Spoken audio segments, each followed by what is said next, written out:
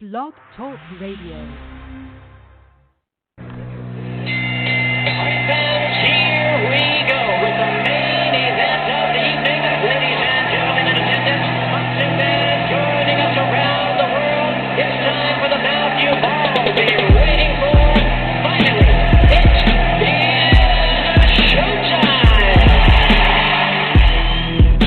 Man, we dedicate our life to this sport. We do thousands of sit-ups in camp. We run hundreds of miles, for the ones that take it serious. And we just dedicate ourselves fully to our craft, man. We watch tape. We have attitude. We rooting, and we go into that fight to lay it on the line.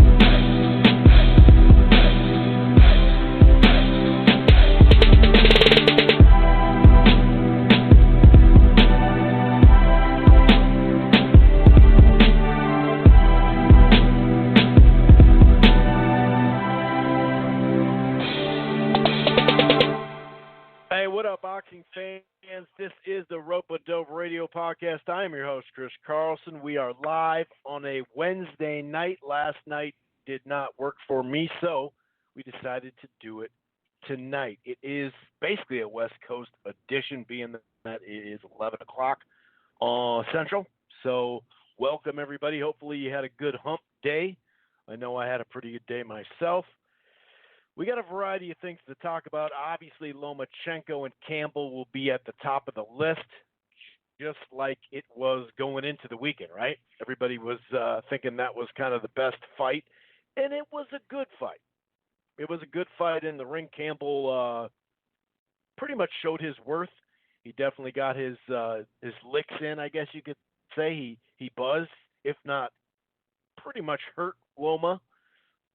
In that fight, obviously, Loma was just too skilled, landed too many clean punches, ended up hurting Campbell to the body, yada, yada, yada. So we'll get into that. Now we're wondering after this fight, though, what is next for Loma?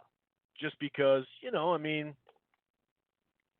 he's got to wait until the winner, which sounds like it's in December, the winner of Commey and Lopez, Richard Commey and Teofimo Lopez. So he doesn't really want to just sit around, and get rusty, so to speak. So we're going to talk all about that. And, a couple items on that undercard. Povetkin won in a slow fight. No really surprise there. There was a disqualification. Jeff Horn got tore up. I was actually on Saturday night. I was covering the events on Saturday night at the Armory here in Minneapolis. The main event pretty much turned out almost how we thought it would. Pretty easy for Irslan Lara. There's some news about his next fight potentially. I just don't know if it's possible. Fundora and Clark was a really good co-feature. That was a good fight. That ended in a draw, but could have won either way. It was a really, really tight fight. So we'll talk a little bit. I'll talk a little bit about the off-TV stuff. We did have a couple of upsets. I think there was, 2 draws and a couple split decisions on the card. The actual undercard off TV was actually better than I think they have it. It's too bad a couple of them didn't have prelims. Money Powell got beat for the first time. We'll tell you all about that. Looking forward to this weekend. Honestly, I'm not looking forward to it. You know what I mean? There's just nothing there. It's bare. It's just nothing to talk about. So we'll basically be hitting news at that point. Gervonta Davis makes a little bit of news, vacating his 130-pound belt, the WBA belt, moving up to 135, and there's some interesting stuff to get into when it comes to that. At the WBA, when you're a champion, you tend to get ranked very high, as Gervonta did at 135. If he wins his next fight, which most people think he will, he actually may be in line for Lomachenko as a mandatory. We'll tell you all about it. Like I said, we'll talk a little bit about Lomachenko. And on the local scene in Minneapolis, we'll tell you about the card that's going to come up at the end of the year. I believe it to be on Showtime. Speaking of Showtime, we talked about, I think last week or the week before that, Steven Espinoza, who runs Showtime over there as far as the sports department, he said there's an announcement coming, and there's no reason to announce a bunch of fights at the end of summer, when a lot of people are out of town. So we should be expecting some announcements. I have some information as far as the December 21st card here at the Armory. I believe it to be Showtime. A couple other items, too, that have started to leak out. Jarrett Hurd made a decision today. That was pretty surprising. I guess when you actually think about it, it's not that surprising, but it's still kind of surprising, I'd say. Also, on a local level, Truax, I talked to Caleb Truax at the fights, and I'll give you a little update on his injury status. It's not as bad as I first thought, although he's not out of the woods by any stretch of the imagination. So we'll definitely start with recap, then we'll get to news. It won't be a crazy long show tonight, just because, like I said, there's not a whole lot to preview coming up. September, the next 2 weeks, there's some fights out there, and no doubt about it. But as we know, Canelo, the Canelo date is 2 weeks from now, or not 2 weeks, but not this weekend, but next weekend. And that's not going to happen. There are some interesting undercard fights that, hardcores can sink their teeth into, but nothing that really is going to move the dial like obviously a Canelo fight would. We should be finding out here pretty damn soon about that Canelo-Kovalev fight or Canelo's next fight or whatever. So we'll definitely get into that. If this is your first time listening to the Rope-A-Dope Radio podcast, it streams live right here on blogtalkradio.com/Rope-A-Dope Radio. So it streams live and archives. It's basically like the home base, right? But you can find the Rope-A-Dope Radio podcast on iTunes, a.k.a. Apple Podcasts, Player FM, Spreaker, Stitcher, TuneIn. I'm also part of the Grueling Truth Sports Podcast Network, which can be found all across the platforms, including iHeartRadio, by the way. You can also use your Siri or Alexa through TuneIn and Spotify to find the Rope-A-Dope Radio podcast. While you're at it, head on over to thegruelingtruth.net. That's thegruelingtruth.net. They got a great They got a great sponsor over there. I'm looking right at something I have written down. BetDSI.eu. That's BetDSI.eu. They have a promo code TGT, as in the Grueling Truth, TGT. And real quick, if you already cut the cord, or you're thinking about cutting the cord and you just want a little bit of cable, right? Right now, AT&T Now, not DirecTV Now, it is changed to AT&T Now offers a 7-day free trial. The plans start as low as $50. They include HBO. You can stream it anywhere. No annual contract. Check it out now. Like I said, there's a 7-day free trial. AT&T Now, cable streaming for the sports fans out there or whoever. Maybe you're just like boxing and you want to watch some other stuff too, right? And obviously the Rope-A-Dope Radio podcast started with boxing. It revolves around boxing, but we do have college football that turns into college basketball, that turns into NBA, right? And also we have a local Viking show that turns into a Timberwolves show, yada, yada, yada. Anyway, we might as well start at the top of the list. Vasily Lomachenko, who many, for good reason, think he is the pound-for-pound number one fighter in the world.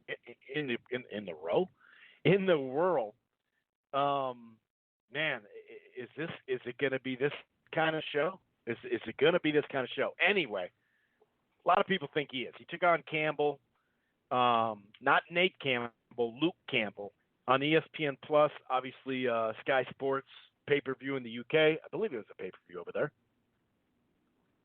Great crowd at the O2 Arena in London, of course. You bring a name over there, you fight him against a name, you're going to draw a big crowd. And I gave the first round to Campbell. Sure, not a ton happened. Lomachenko was basically on his jab, which something he did really well. Slow round, but there were some late right hands, like 2 or 3 of them, that stole the round for me. Round 2 could have went either way. Off like off the cut, I gave it to Loma, but I also had that question mark 10-10 stuff there. Close round. I think a couple of late lands, much like Campbell in the first round, I gave to Loma in the second round. Then Loma really went on a run. I gave him the third, the fourth, the fifth, the sixth, the seventh, the eighth, all the way up to the ninth until I could go, yeah, I'd probably give that to Campbell, to be honest with you. It started out mostly with a sharp jab from Lomachenko. He would add that straight, hard left hand. And Campbell was landing shots back, don't get me wrong. He just wasn't, winning the rounds. There were some competitive rounds, like the fifth round was very competitive. Back and forth, but a late flurry, some really good straight left hands, and a body attack in the fifth round. Won it there. Like I said, the stiff jab, the head movement, the body work, that's basically, what he did. That's how he was winning rounds. But in the seventh round, right, I said all the way from the third to the seventh, Lomachenko got stood up. And I'm not talking about on a dinner date. I'm talking about he got stood up and at least buzzed. Actually, I believe Lomachenko did admit he was hurt momentarily. It was a short uppercut. And that's something Campbell did well. Not necessarily short uppercuts, but the way he landed it, it was like a reaction after Loma. And he would just put these little short punches in. Both of them did a pretty good job at short punching on the inside. So like I said, he got stood up, kind of stumbled him, but then Lomachenko just went off on him with clean hooks to the body and head. Definitely won that round. Now, the eighth round, to me, I really started to see some heavy shots piling up. You could see Campbell wearing down, but to his credit, he looked pretty good in the ninth. It was a close round. I probably gave him that one. Both of them landed. It just was a little bit slower. But then it really didn't take much time for Loma to just sweep the rest of the rounds for me. Got back on his jab, got back on his short hooks, started going back to the body as well. Clipped him with, I think, a left hook to the body, kind of started a body attack that eventually led to a knockdown. You could see Campbell tying him up, which is really smart, trying to be on the move, more hooks to the head and body. He was really starting to go for it. In the 12th, there was a few kind of traded punches, and then once again, Lomachenko hurt Campbell. Campbell took him down or tried to kind of take him all the way down, which, what are you going to do? You're getting hurt. But for me, Lomachenko pretty much handled his business. You know what I mean? He pretty much handled his business. The scorecards read 119. Two cards had it 119 to 108, and the other card had it 118 to 109. I think you could give 2 rounds to Campbell. I also think you could maybe go 9-3. I'd say 9-3 is the furthest I'd go. I'm comfortable with 10-2 or 9-3. Obviously, there's an extra point there. So, I thought Campbell gave a fairly sturdy performance. He didn't win consecutive rounds for me, personally, on my scorecard. I know some people had it a little bit closer. I noticed some people thought this was going to be a really, really, really close fight. Had it really, really close. 4-2, after 6 doesn't bug me. And maybe there's a third there. I didn't see 3-3, after 6. I saw some people do that, say that, that was tied up. I know Andre Ward, I believe his card was tied up after 6. I would probably be like a 3-2-1 in there. I know that's kind of just being, dramatic, but I just don't see 3 clean rounds in the first 6 rounds for Luke Campbell. But he could have won another round, and like I said, it's 2 to 3 rounds. There's not many guys that in one fight won 2 to 3 rounds off Lomachenko. So Luke Campbell really is in good shape right now, right? He's coming off a good performance. His last time he stepped up, he lost, but also he even fought better in that fight a couple years back against Linares. So, I think he's in good shape. I don't think I think he's going to keep his career going. Everything lovely. Lomachenko looked good. He looked good. He didn't look great. He didn't look elite or whatever, but it was an interesting style matchup. That height, Campbell definitely did a good job with the pivot. I thought it was just a good fight. It was kind of like a skill fest. I remember I think I named my prediction blog article highly technical. That's what I named it. And, it pretty much was that. It was kind of a skills fest. Entertaining fight. I thought Lomachenko just had that dart of a straight, sharp jab, and he'd land that left hand and the body attack.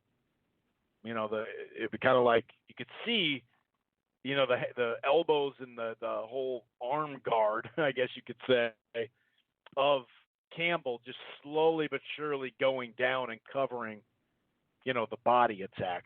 On that card, there was a DQ. Edwards was in trouble, and he got hit low, or not low, but he was on the ground. And Julio hit him, and, it is what it is. It was a DQ. It got changed to a DQ.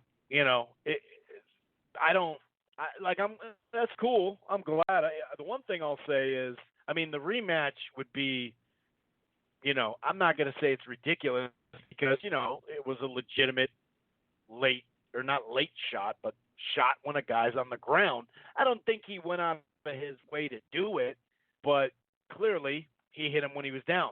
We've seen it, hundreds of times, but it was nice that, the review came into play and changed it. So also on the card, Povetkin and Fury, unfortunately, no surprise there, but unfortunately, it was a slow fight. Not really a shocker there. Povetkin won the fight. Now he says, I got one. I got Huey Fury. Now I want Tyson Fury. So, it is what it is. By the way, Jeff Horn got starched over the weekend. Coming out of his camp after, his trainer said no more, what did he say, Coke and Coca-Cola and burgers or some shit like that? What did he say? He said no more Coca-Cola. Oh, what was the quote? He said something about Coke and I'm not saying the cocaine, yeah. I'm talking about cola. And cookies or some shit. I don't know. Oh, pizza. That's what it is. No more pizzas and cookies or Coke. God, I must just want cookies. It's like subliminally in my head. Dude, whenever your trainer's like, well, the problem with the fight, the problem with our camp was pizza and Coca-Cola. Like, whenever that is the play. Anyway, Zepeda got his win, so good for him. Isn't Zepeda a male stripper? Hey, get your money, dude. But I think it's just easier, whipping your thing around or whatever. Anyway, let's get out of here. Pause. I got to add a pause in there. So yeah, I'll definitely talk about the PBC. I'm not going to go in depth on Lara's fight, but I will go, talk about that Fundora Clark and a couple other items from the undercard. It was a Cuban theme going on, and there was a fair amount of Cubans there. It was pretty cool. They were definitely into it, no doubt about it. But yeah, as far as Loma, what will he do next? Lomachenko. Vasilia, I see what he's saying. Like, I don't want to wait till next April to fight because, the next fight, as far as being lined up for him to try to unify or to try to be the undisputed champ at the 35-pound division, is a fight between Richard Commey and Teofimo Lopez. And that's a 50-50 fight. Great fight. Can't wait for that fight. What is that, December 14th? So that's fine and dandy, but this Loma, that's going to be probably a tough fight for both, meaning they're going to take some punishment. So they're probably not going to be back till second quarter next year. So who's Loma going to fight? Who is Loma going to fight? Is he just going to stay busy with somebody? I don't know. It will be interesting to see. Sounds like he wants to stay busy. I don't blame him. He's had some stop and starts, gaps of time from injuries. So I'm sure he wants to, stay active. So we'll see. We'll see where that goes. As far as the PBC on Fox, which peaked at like almost 1.5 million, the main event did anyway. Like I said, it was a Cuban themed night, 4 Cubans in all. As far as the off TV stuff, that was kind of like, yeah, it happened, no big deal. Sean Simpson, Duke Mackay, Tyrone Davis, Tarek Irby, they all picked up wins.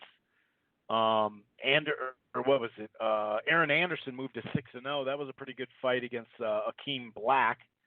That was a decent fight. He won unanimous decision, but good back and forth. I think the left hooks, either leaping or straight left hooks, was kind of the difference in that one.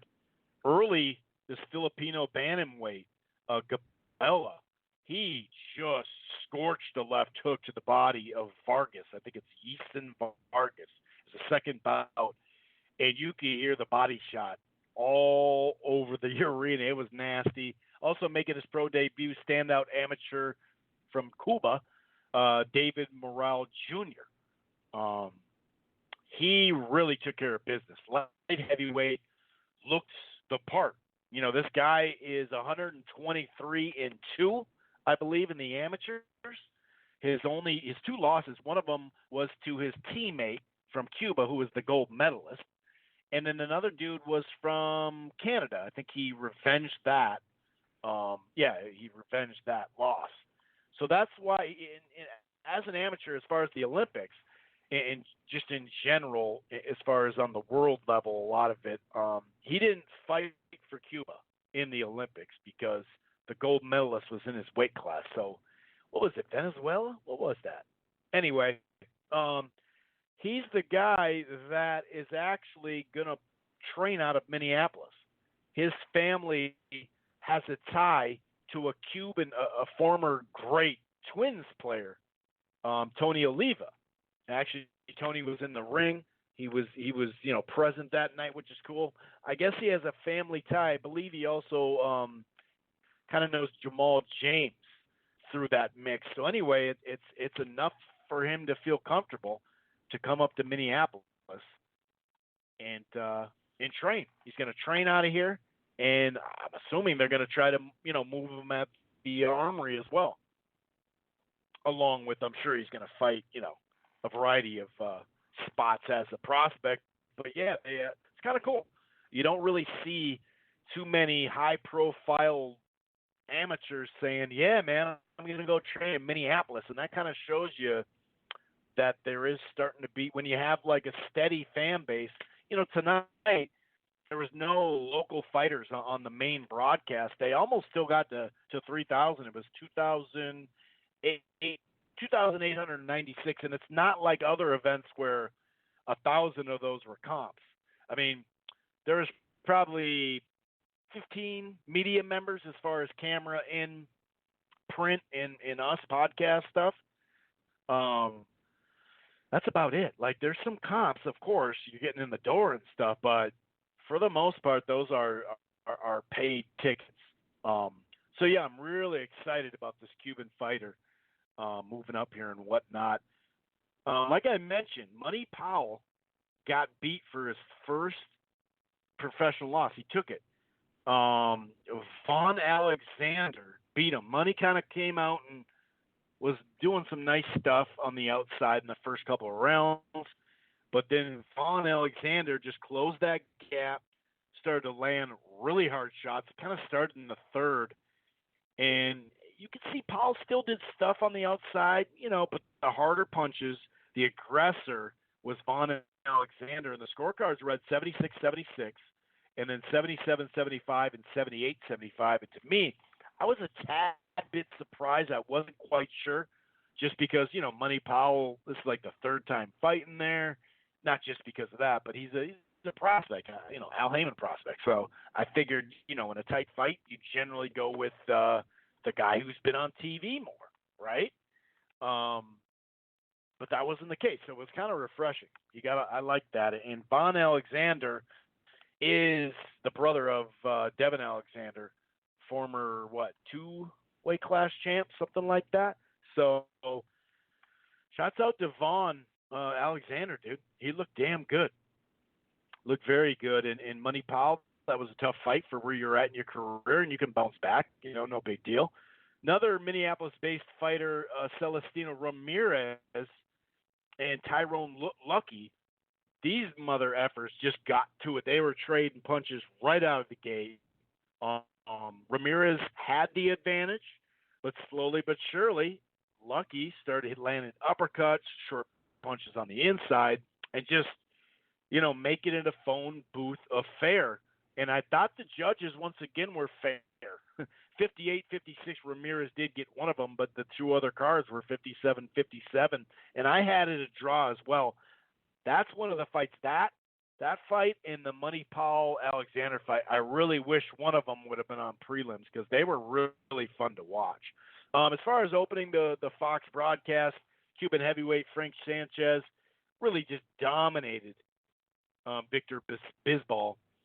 Bisbal was showing heart with his chin, but he also had a really bad case of the plumber crack. And it was getting bad there to where they had to stop the frickin' fight because his ass was starting to show a little bit too much, you know what I mean? And they stopped it. In the second they pulled up his trunks, the crowd just kind of cheered, but it didn't really matter. I don't think – he didn't answer the fifth-round bell. So another Cuban, Frank Sanchez, moves to 13-0 with 11 KOs. He got it done. Of course, in the main event, Erislandy Lara. Basically, it went as planned for the event planners, right? Let's get Lara a quick knockout. Let's get him a trinket, and let's get him back at a big fight. And that's what happened. First round, not much. You just kind of lining up that straight left hand, it seemed. Land a couple at the end of the first round. Second round, it was a wrap. He hurt him right away. Ramon got hurt by Lara. And sitting there hopeless on the ropes, just laser left hands, just finishing him. I mean, on the first knockdown, he almost went out of the ring. But from the sounds of it, Lara will probably move on to Michael Soro. That was part of the agreement. Now, he can drop this belt. He doesn't need to keep the belt because there is some other news that popped off that may put him in line for a fight. So the fact that this was a trinket, this fight started, first of all, we know this fight was just a complete mismatch tune-up. You had Erislandy Lara, who's coming off back-to-back fights that were tough. Jarrett Hurd, he took a lot of punishment in that. And then Castellano, too. That was a tough fight early, what was that, April or March? Something like that. And so they're just keeping him busy, whatever. I didn't really mind because I did like the Truax Quillen as the co-feature to go along with Fundora Clark. So I was like, hey, 2 out of 3 ain't bad. Lara will, start somebody. It is what it is. Obviously, the trinket doesn't matter to me. It started out, though, funny, as an eliminator, right? But then it got moved into a full vacant regular WBA just because the purse bid went through with Soro and Castellano pulled out. Pause. So it was a really weird way to get to it, but it is what it is. But part of this agreement, if he wants to keep this trinket anyway, Erislandy Lara would have to fight Michael Soro. And since it went so quick, they should bring him right back. However, like I said, I will get to some news. He does have a different opportunity, and there might be some step-aside money. Maybe Soro will get to fight somebody for that belt, and I don't know. There's a WBA, the real, quote-unquote, the real WBA, the Super WBA, or whatever the F it is. You know, I don't know. I mean, that would be in the fight that I'm going to talk about with J-Rock. So, you know, I guess now that Jarrett Hurd, and we'll get to this, Jarrett Hurd's pulled out, of the fight with J-Rock, the rematch. And we'll tell you his reasoning. A lot of people think it has to do with the WBC 90-day VADA testing that J-Rock wanted. Not sure that's the case because he did that. They did. I don't know if it's 90 days, but I do remember Breadman Edwards, who was the trainer of Jullian Williams, J-Rock. He said that, you know, thanks to Hurd. I remember this after the fight that Hurd did take the test since February. So I don't know. I don't think it was a full 90 days. Maybe I'm wrong on that though. Don't quote me on that. But anyway, so yeah, you know, Lara is either in line to fight Michael Soro, which I like that fight. That's a good fight. Or he may be in line for Jullian Williams, J-Rock. You know, I don't know. The last fight I'll talk about on that card, Sebastian Fundora and Gervonta Clark, that was a good fight. That was a really, really good fight. Over, I think it was 1 million or 1.1. I think it peaked at 1.1 or something. So a good amount of people saw that fight, luckily, and not just, you know, the one-sided debacle. Hold on, before I get to this fight, Canelo's brother, Ramon, after he got starched, he was just a little too happy. You know what I'm saying? Like, dog, why are you this happy?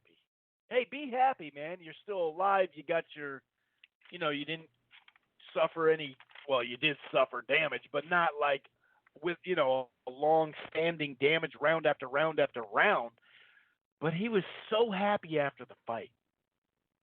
And what I mean by that is, you know, when the fighters come out, there's that long catwalk thing. It's used for like, well, it's perfect for boxing, for the you know, the walkouts, of course, the ring walk, but it's used during the music acts because this armory, you know, is actually a music venue. It seats up to like 7,500, and it took this guy forever just to get on the catwalk, to walk back to the dressing room. But once he got on the catwalk, this mother effer was just signing everything, smiling and so smiley. And it's like, hey, man, it's cool to be humble in defeat, but, dog, I don't know, dude. He missed, 4.5 pounds, I think? Was it 4.5 or 5.5? He missed weight by a lot. However, it seems like it's pretty well documented that he went from like Wednesday to Friday without eating. I guess they were saying they want to come in heavy to have that advantage on Erislandy Lara, and Alvarez is blaming his nutritionist. So he's blaming basically that person who was legislating his weight, and it was just too high. Like they wanted to keep him high, I guess, in camp, because they've known about this fight for a while. It's not like he just got thrown together in a week or something like that. So, like, you know, last second. So he wasn't able to go low because he was so high in camp. That's what he said. But I did hear it was 2 days without eating. So for those who said he didn't make an effort, it seems like he did. And when you look at him on the scale, he looked pretty damn bad. It was getting so bad. First of all, he just didn't show up for the weigh-in. It was like, Fox is like FS1 streaming this shit, and they just got to be like, okay, I guess it's not happening. And then he came and, you know, weighed in really late. But they brought in Francisco Santana, as a backup. They flew him in just in case Ramon started doing something weird. But I'll tell you what, dude. He was way too happy. I mean, this guy, like I said, cool to be humble. The Mexican fan base was there, no doubt about it. But, dude, I mean, it was a little like, all right, dude, are you at least a little mad? It was strange. It took him like 20 minutes to get back to his locker room. Now, hey, dude, the crowd came. We know the Mexican fan base always supports their fighter, and when they lose, they still support them. I respect that. But it was his demeanor, like, hey, man, I'm really in love with this stuff more than I was, that type of thing. Anyway, and I see Carcino's on. I'm about to go to him. I'm just going to break down this fight real quick. Gervonta Clark and Fundora, Sebastian Fundora. I saw Fundora was basically like outworking him early, just the first couple rounds. But it didn't take long for Clark to get back in the action. He was moving well. He was countering him. And by the midway point, it was basically tied. It was like, wow, Clark is really doing well. And Clark's a good fighter, man. He only has like 14 fights or whatever. 2 fights ago, he took his first loss to Rosario, but he's a good fighter. This is a good fight for Fundora, for both of them at the level where they're at, the prospect level. So by the midway point, this fight was really, really tight all of a sudden. Now, Fundora in the 6th round kind of increased his pressure even more, and he definitely hurt Clark to the point where, Clark was holding on to your life. He actually kind of turned it into a wrestling match and scored a nice double leg takedown. I gave him 2 points for it. And Fundora, closed that round. But Clark, the very next round, that happened in the 6th, the very next round, he rallied. And before you know it, he was stopping Sebastian in his tracks. And then he started upping his work rate from the outside. He wasn't just pot-shotting. He was still pot-shotting, but he wasn't just waiting for the counter. And then you had Fundora just chasing instead of cutting off the ring. So back and forth fight, really good fight, but it was a draw. And I was okay with the draw.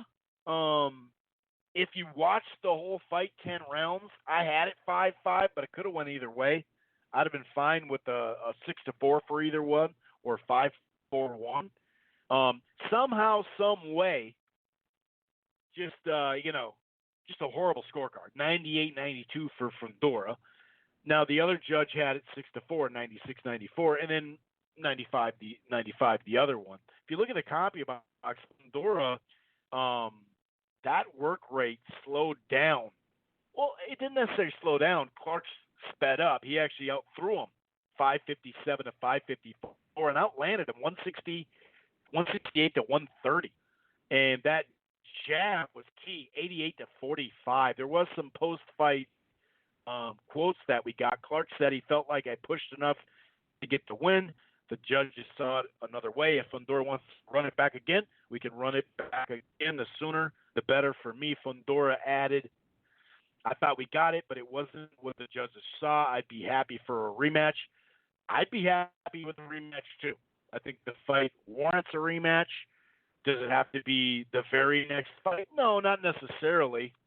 But I wouldn't let too many more fights, go without matching these guys again. It was a really fun fight to watch, good fight, and you could definitely, I think the harder shots, like consistently in the second half, especially, and even in that from like 3 to 5, 3rd to 5 rounds, I would say Fundora was landing the harder shots. He started out landing harder shots. He obviously hurt, Clark, and that made a difference in the 6th. But those in-between rounds from 3rd to 5th and then the 7th round on to the 10th, Clark was landing the bigger shots, clearly. So, I don't know, man. That was a tight fight. Good fight. You kind of felt like when it was over that Clark did just enough to edge it out. But when you get hurt, sometimes the judges just kind of have that in their head. And obviously, Fundora was a guy that has been moved pretty quickly by the PBC. I think it was his 3rd time fighting at the Armory as well. So I really hope that they do that again. I think it's important for both these guys where they're at.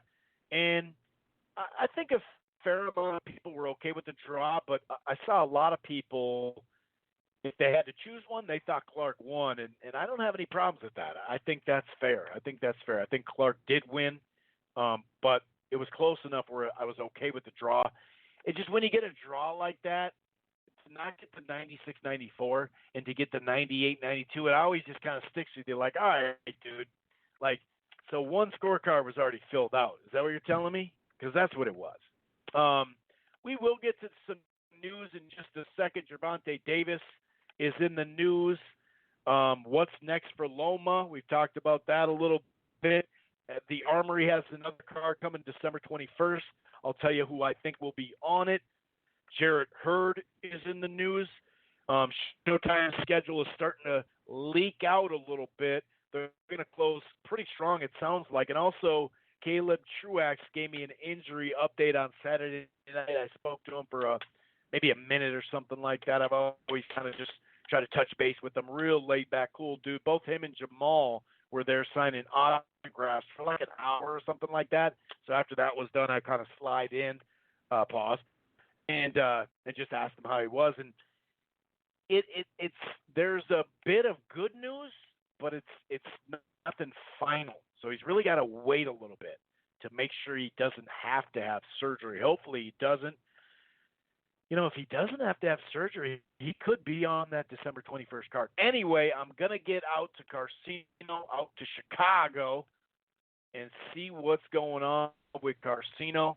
Carcino, man, what is going on, buddy? How the hell are you on a night like tonight? I'm hanging in there, man. You know, it's been quite interesting, I must say. Quite interesting. The boxing game been quite interesting. I haven't really been that focused on boxing, like completely focused until mainly this past couple of weeks. My focus has been zooming in on the sport and a lot more. And man, goodness, it's just incredible. It's tied itself in a knot. It's tying itself in a knot. Again and again, what do you know? And next week, or this weekend, there's just literally nothing on. It's just like a dead weekend. And obviously the weekend after, although there's some interesting, like, undercard fights, and Devin Haney's fighting, and, you know, us boxing fans will pay attention to it. You know, we didn't get that Canelo fight somehow, some way.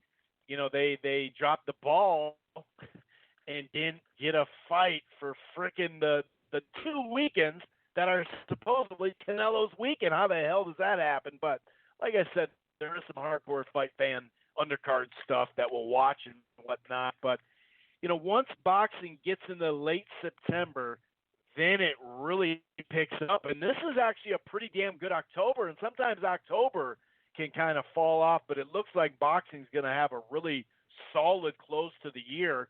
Showtime's actually going to announce some fights. What's going on? Oh my God, Showtime's in the business. I can't believe it. But yeah, I know what you mean. It's been like news oriented basically, and just a bunch of people battling on social media to end the summer, which usually is like a dead zone for boxing right at the end of the summer. Real quick though, before we get to some of this news, you know, with Gervonta and what's next for Loma and, you know, a variety of other items. What do you think of Lomachenko versus Campbell? I had it about 9-3. I didn't think Campbell was it wasn't a 6-6 fight. I don't think it was 3-3 after 6 either. But, you know, he gave a good account for himself, much like he did against Linares. Of course, Linares is a little different fighter then, so he had more success in that fight. But Loma was tested in some ways, and he adjusted, and he started doing damage. What's your thoughts, you know, on the fight? And now Lomachenko, since he won, he has to wait for Richard Commey and Teofimo. So it's not, because that fight's not happening until December. So it sounds like he's going to want to stay busy, and you just wonder who the hell he's going to stay busy against. But what do you think of Lomachenko and Campbell? Well, that fight was very interesting, and people just, I think boxing fans, these guys are not even boxing fans. These guys are just, they're just internet the casual. They swear up and down, Carcino. They swear up and down that there's just hardcore fight fans, dude. We just love the sport. Oh yeah, really? Yeah, and these guys, they really don't understand. Like, they're like, oh, this is another just mismatch for Lomachenko. This guy's a bum. I'm like, first of all, this Campbell guy, he wants to be world champion really bad. Like, it means something to him. So he's gonna give everything he got. I'm like, you don't understand. This guy's gonna this is gonna be a fight. He's gonna go for it. He's gonna actually try to win. He wants to win. He's not somebody just showing up. When you're in there with a mismatch or a guy that's just not good enough, those are, a Danny Garcia when he fought that one guy, he knocked him out in 2 rounds. Like those are mismatches. Those are the ones you could be outraged about. This was a even fight. Both guys were at the weight class. It was a skill fest. And then you got to watch the fight take place, and, he wasn't overwhelmed by the moment. It's just the experience factor. Lomachenko has great amateur background, and when he was able to make an adjustment, once he figured out what Campbell was doing, he started using the angles, and then he started mixing the speed of the punches. And once he started doing that and started pushing the attack forward, because he was kind of letting Campbell have success. So he could see the openings and try to make him make a mistake by being a little too offensive, and that's what ended up hurting Campbell. I think he was a little too offensive early on, trying to not try to give up any ground, and I think he got hurt to the body with the one body shot. I saw that Lomo threw. Because he threw a punch off speed, he didn't put anything really on it, and he came back to it with a little bit more snap. And once he did that, it was just a straight shot to the body. I think it got the attention a little bit of Campbell. I think it was in round 4 or 5. He caught him with a really good shot to the body. And I said, yeah, he's going to feel that one. That's going to kind of slow him. And he did. He slowed a little bit, and he still kept a game face, but he's a little leery of that, and then the shot from the angles, and he wasn't really twisting at the hips enough. And I was like, yeah, he's almost getting to the spot really easy now, and now it's looking more like the experience factor is coming in, and if Campbell was going to change the fight around, he's going to have to do something else. And he didn't have a plan B. You could see his guard. You could see his elbows getting a little lower, couldn't you, Cena? Like, okay, I'm gonna guard that body a little bit more. Yeah. The body shot really got his attention, and I think the 4th or 5th round, I think that slowed his attack a little bit, and he couldn't gauge the speed, and he was trying to counter. A lot of things went out the window at that point. Very good fight for Lomo. I think his experience is something else, and I think that actually, I would love to see him fight. He don't want to fight Lopez. That's the thing. He's not interested. Top Rank is interested in that fight, but Lomo is not, because he doesn't see this as a fight for him. This is a guy who got knocked out or knocked down in sparring recently. So off a counter shot, off a pull counter right hand, he got dropped. Then they called the, I think, Fight Hype or something, and made them take the video down. So, I mean, it is what it is. It happens. It's a good thing it happened in training camp and, in sparring and not in a real fight. But that was not good for Lopez. It wasn't great marketing for him to have that moment happen. His last fight in his whole camp it just wasn't. All of a sudden, Teofimo, the hype train has kind of slowed down a little bit. You know what I mean? He's all of a sudden, it's like, well, do you have a weight issue making this? Are you as disciplined as it seems? You guys are talking a gang of stuff, but Now, are you gonna fight Commey? Some people don't even think he's gonna fight Commey. I think he's gonna. I think they that's already gonna be a done deal. But, yeah. That's the it'll be interesting. He's gonna do the fight. And then Lomachenko but either way, they have can't to wait, fight. They can't. Lomachenko can't fight either of those next because he doesn't want to wait. So he's gonna need a stay busy fight in between, waiting for that winner. He's just gonna have to wait. I mean, he's probably gonna want to fight, but there's no one really for him to fight at this point. He's gonna just have to wait. So, and especially to see who wins the fight. So he's probably not gonna fight anybody until December or January, or get a fight in between. He might get it in between there, but I have no idea who could he actually fight that actually could fight him, because you could just scratch anybody off the PBC off the menu. But I don't know who he could fight to stay busy. We would love to see Tank take the fight, but Tank doesn't want any parts of Lomachenko. Well, not him in particular, but Mayweather Promotions don't. Now, Jaime Meningua, that guy is fighting on the September 14th card as his comeback fight after the Dennis Hogan situation that happened. So how did you think Hogan won the fight? I did, yeah. I mean, at least a draw, but I thought Hogan won the fight. Yeah, I kind of did. At least a draw. I don't see how you could give Munguia the fight. A draw, okay. I can live with that. But yeah, I thought he lost the fight. I really did. He's a young fighter still, but he's limited, obviously. And they say 154 is not easy for him and whatnot. So yeah, I thought he lost the fight. It sounds like they're trying to line up Munguia for Jesse Vargas. He's going to move up to middleweight, and now he's got Eric Morales in his corner. Eric Morales is now his trainer. So Eric Morales, the Hall of Fame boxer, is now the trainer for Jaime Meningua. And Eric Morales is getting him to sit down on his punches, use the jab, and trying to make him fight like he fought. And fight on the jab and stay more disciplined, use some head movement instead of being on his toes and lunging more forward. Just, being more of a compact boxer. He already got the power, so he's like, we just got to work on, getting him off his toes so much and kind of staying more centered, more flat-footed, and putting punches together that way, or a combination. So Eric Morales is polishing him now. So for this next fight on September 14th, we'll get to see what he looks like with Eric Morales in his corner.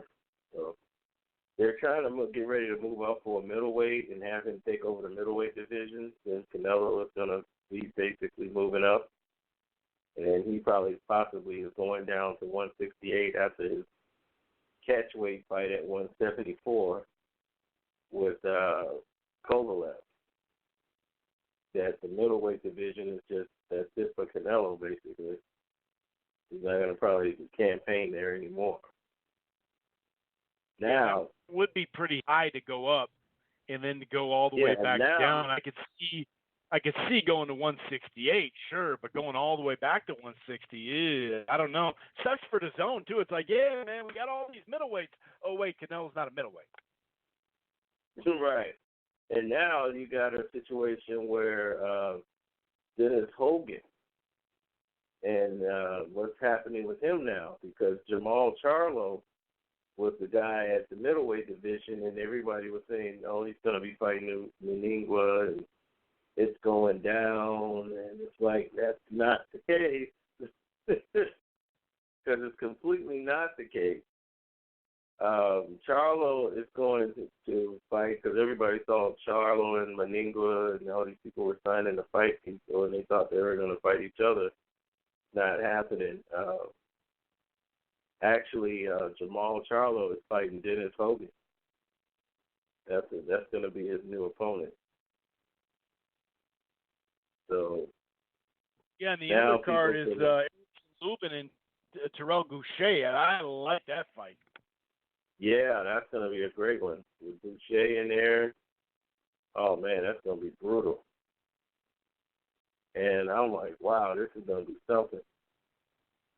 Because I don't know which way to go on that fight just yet, the Boucher fight.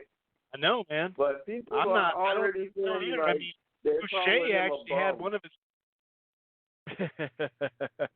I think Goucher's coming off one of his most impressive performances against Charles last time, dude. He looked really good. Yeah, he did.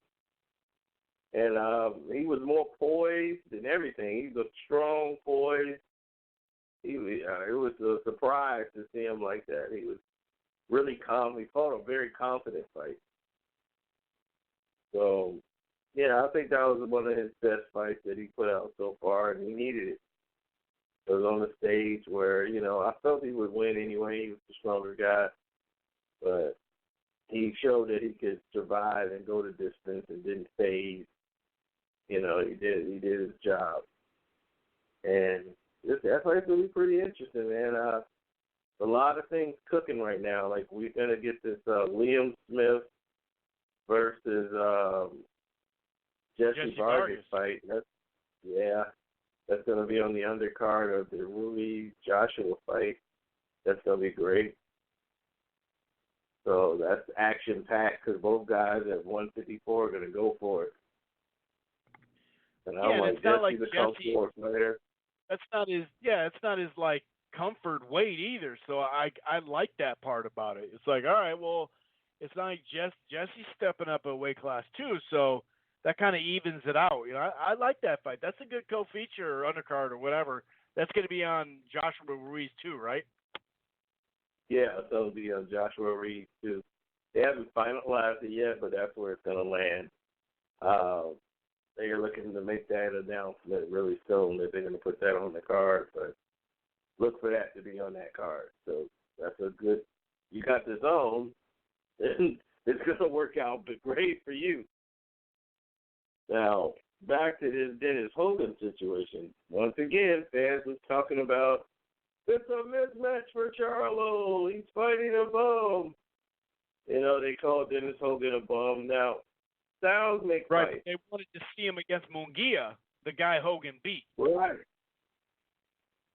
Munguia is definitely the action fight we wanted to see with Charlo.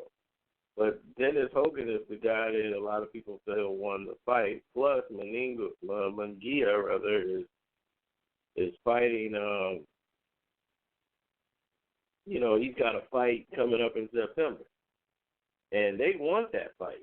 Like Oscar De La Hoya and a lot of people, they really want to see that fight when Munguia and Jamal Charlo. They want to make that fight for the middleweight title.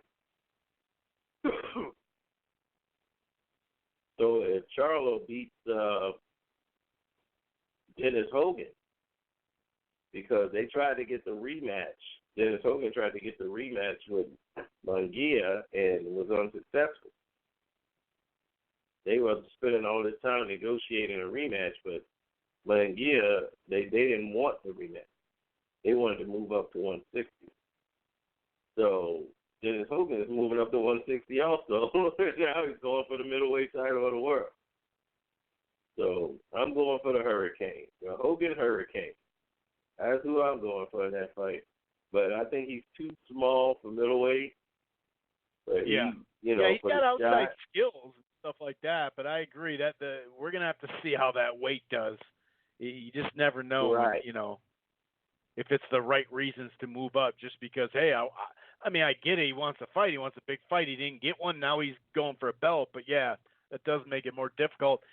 At least Charlo hasn't been as big of a puncher at 160 as he was at 154, but still, it's a tough task moving up.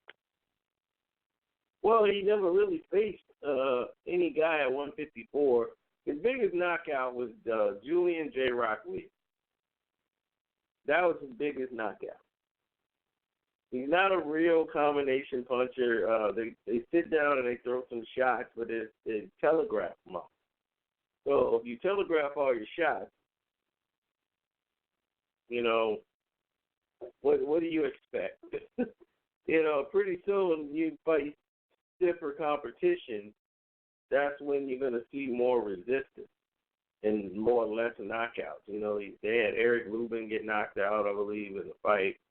They've been fighting a lot of guys that are young or inexperienced. I mean, Eric Rubin had, one pro fight before or a couple pro fights, and he was knocked out. You know, I mean, it's moving guys along too fast, like they did Lubin. But he definitely wasn't ready for a title fight and was in it because of his Olympic background and amateur background and stuff. So we'll see what it reads, but I think that Dennis Hogan he's a better boxer. He has more boxing IQ than the Charlos. They depend a lot on their athleticism to get them by. But I don't have a problem with the fight. I think that the fight is definitely a fight that should be made because, I mean, look, Dennis Hogan, he said he won the fight. So definitely, if he's going to move out to middleweight and take the fight, there it is. You know, he's fighting for the world title. Yeah, and he did fight. This was like 2015, I think. He did fight Jack Cloquet, and lost, but it was a decent fight. It was at 154 though. But Cloquet's just one of those guys that gave Andrade a good fight, gave Derevchenko a good fight. He just kind of lingers in the fight and keeps it close enough or competitive enough or whatever. But yeah, I definitely got to see Hogan in the ring, and he's not like he's moving up in weight like we spoke of, but his reach and everything, he's kind of like short armed too. So it's like, damn, if you're going to be on the outside, it's like, and you got short ass arms, that's not necessarily a good recipe. Yeah, but the thing is that he knows how to gauge. With Charlo, it doesn't matter because what Charlo does is, especially Jamal, they give up their height to try to get their punches in because they believe in their power. That's for sure. Jamal's always been like that. They give up all their advantages when they're in the ring. They go to trying to land their offense, and they don't set anything up, really. They're just remembering things that they did at the gym, like hitting the pad. They're not really good at figuring things out. So Jamal's problem is you can catch him with right hands all the time because he's so busy looking for openings to land, he's not thinking defensively. And it almost cost him the fight that when he was fighting that experienced fighter who just kept landing the right hand repeatedly on him because he wasn't paying attention. He wasn't thinking defensively. He had to wake up and get on his defense. And it's like, corners, like, I'm not going to sit here and let you just watch you take these right hands. You're going to have to start paying attention. So Jamal is definitely all power, all athleticism. At 160 and fighting these bigger guys and guys with more experience, you're not seeing the dominance. Last two fights, he looked a little average in the fight. That was the guy he was supposed to stop in the last fight. And that guy wasn't supposed to go 12 rounds with him. And he did. So, that was a victory for him to go 12 rounds with Jamal Charlo. And Charlo hit him with a lot of shots, but he looked really bad in the fight. He claimed a hand injury is the reason why it happened. It just wasn't a good showcase for him. So now he finally has an opportunity here with Dennis Hogan, a guy who's not really a big puncher, just mostly a boxer, small guy coming up in weight. He beat Dennis Hogan, and people that's in the mainstream boxing world are going to be like, okay, you beat Dennis Hogan. But, it's how you beat him. And, those are the things that matter also. Now, he kind of reminds me of a Ricky Hatton type thing, where he lunges into his punches sometimes. But Hogan is a little bit more better class of a boxing. He boxes like outside. Yeah. So he knows how to manage and uses his speed to get in and land his punches. And that's why I said, people who you think have a disadvantage, it's not a disadvantage to them. They found a way to make that an advantage for them. They know how to beat you with their feet and get to spots quicker. Like you look at Lomachenko, he's normally not a guy that with really big long arms. He just knows how to get to a spot quick and change the angles and get to his offense faster than yours. If everybody finds a way to make something work for him, and Dennis Hogan is really good at throwing off-speed punches and kind of slow drag measures and looks and stares, and then he attacks. And he throws some great punches in combination. You know, and he throws it tight. Like he keeps his punches tight. He doesn't really lunge too much. Sometimes he'll do it, like late in the fight. I saw him like throw a lunging punch where he's making a mistake. But other than that, Dennis Hogan was on his P's and Q's when I saw him fight Zane Meninga. So I think it'll be a great fight. Everybody's saying they want to see Jamar Charlo have that big fight. I mean, if he did it now, Canelo now, what would they believe him? What would that do for Canelo? It's like, okay, you beat Charlo. Who it's not even close. Like, that does nothing for Canelo's career. So definitely he wants to fight the biggest and best fight there is. And this guy's going to fight Crusher Kovalev. So that's going to be something. That is a big step up. Once again, what are your thoughts on What are your thoughts on that, Gus? That jab, like especially 2 fights ago, with Kovalev on the Alvarez rematch when, we were wondering, oh shit, here we go. Let's see if he gets knocked out again. And he stuck on his jab. He was on his pivot jab. Like if he does that for most of the fight and doesn't try to overly engage and just go out of his way to land the right hand against Canelo, how do you see this fight breaking down? Obviously, Canelo a big body puncher, but that's a much higher weight class. I gotta see if there's rehydration stuff in there too, just because that could hurt Kovalev a little bit. But it's going to be a Canelo production, and main event is just going to go along for the ride. But right, I see the fight give me breaking another down. Canelo weight. Just make up his own weight. It's gonna be 173.5. That's Canelo weight. Yeah, it'll be like 172 or something like that. They'll find a way to make it work, but it'll be all about draining Kovalev. But they won't even need that. Kovalev, he's going to come in, exert the jab, use his angles, but Canelo will concede him the first round. Second round, Canelo's going to start countering him with his speed. And he'll start testing Kovalev's body early. Well, like round 2, he'll start stepping up, bringing the fight towards him, and start testing Kovalev's body. Kovalev only has the first 3 rounds to knock Canelo out. Anything past 3, Kovalev is going to be a gas tank that's empty. Once Canelo starts digging into Kovalev's body, Kovalev's going to start looking to get out the fight. Anything past 6 rounds, he's done. I bet on Kovalev to lose that fight. Past 6, I bet the 6th round for the knockout, too, for him to lose. I was like, Kovalev's going to lose after 6. I kind of knew he was going to win because they had this big fight coming up with Canelo, but I'm like, all it takes is a shot. All it takes is one shot. Kovalev's on Dream Street. All because I know how he fights. And the thing is he fights like he has a ball fist. And he's old. People don't realize how old Kovalev really is for boxing. He's been fighting a long time, been taking some shots. And the fact is, he was devastating when he was at 68. Then I saw him at 75, and I'm like, he's devastating for the first, 3 rounds.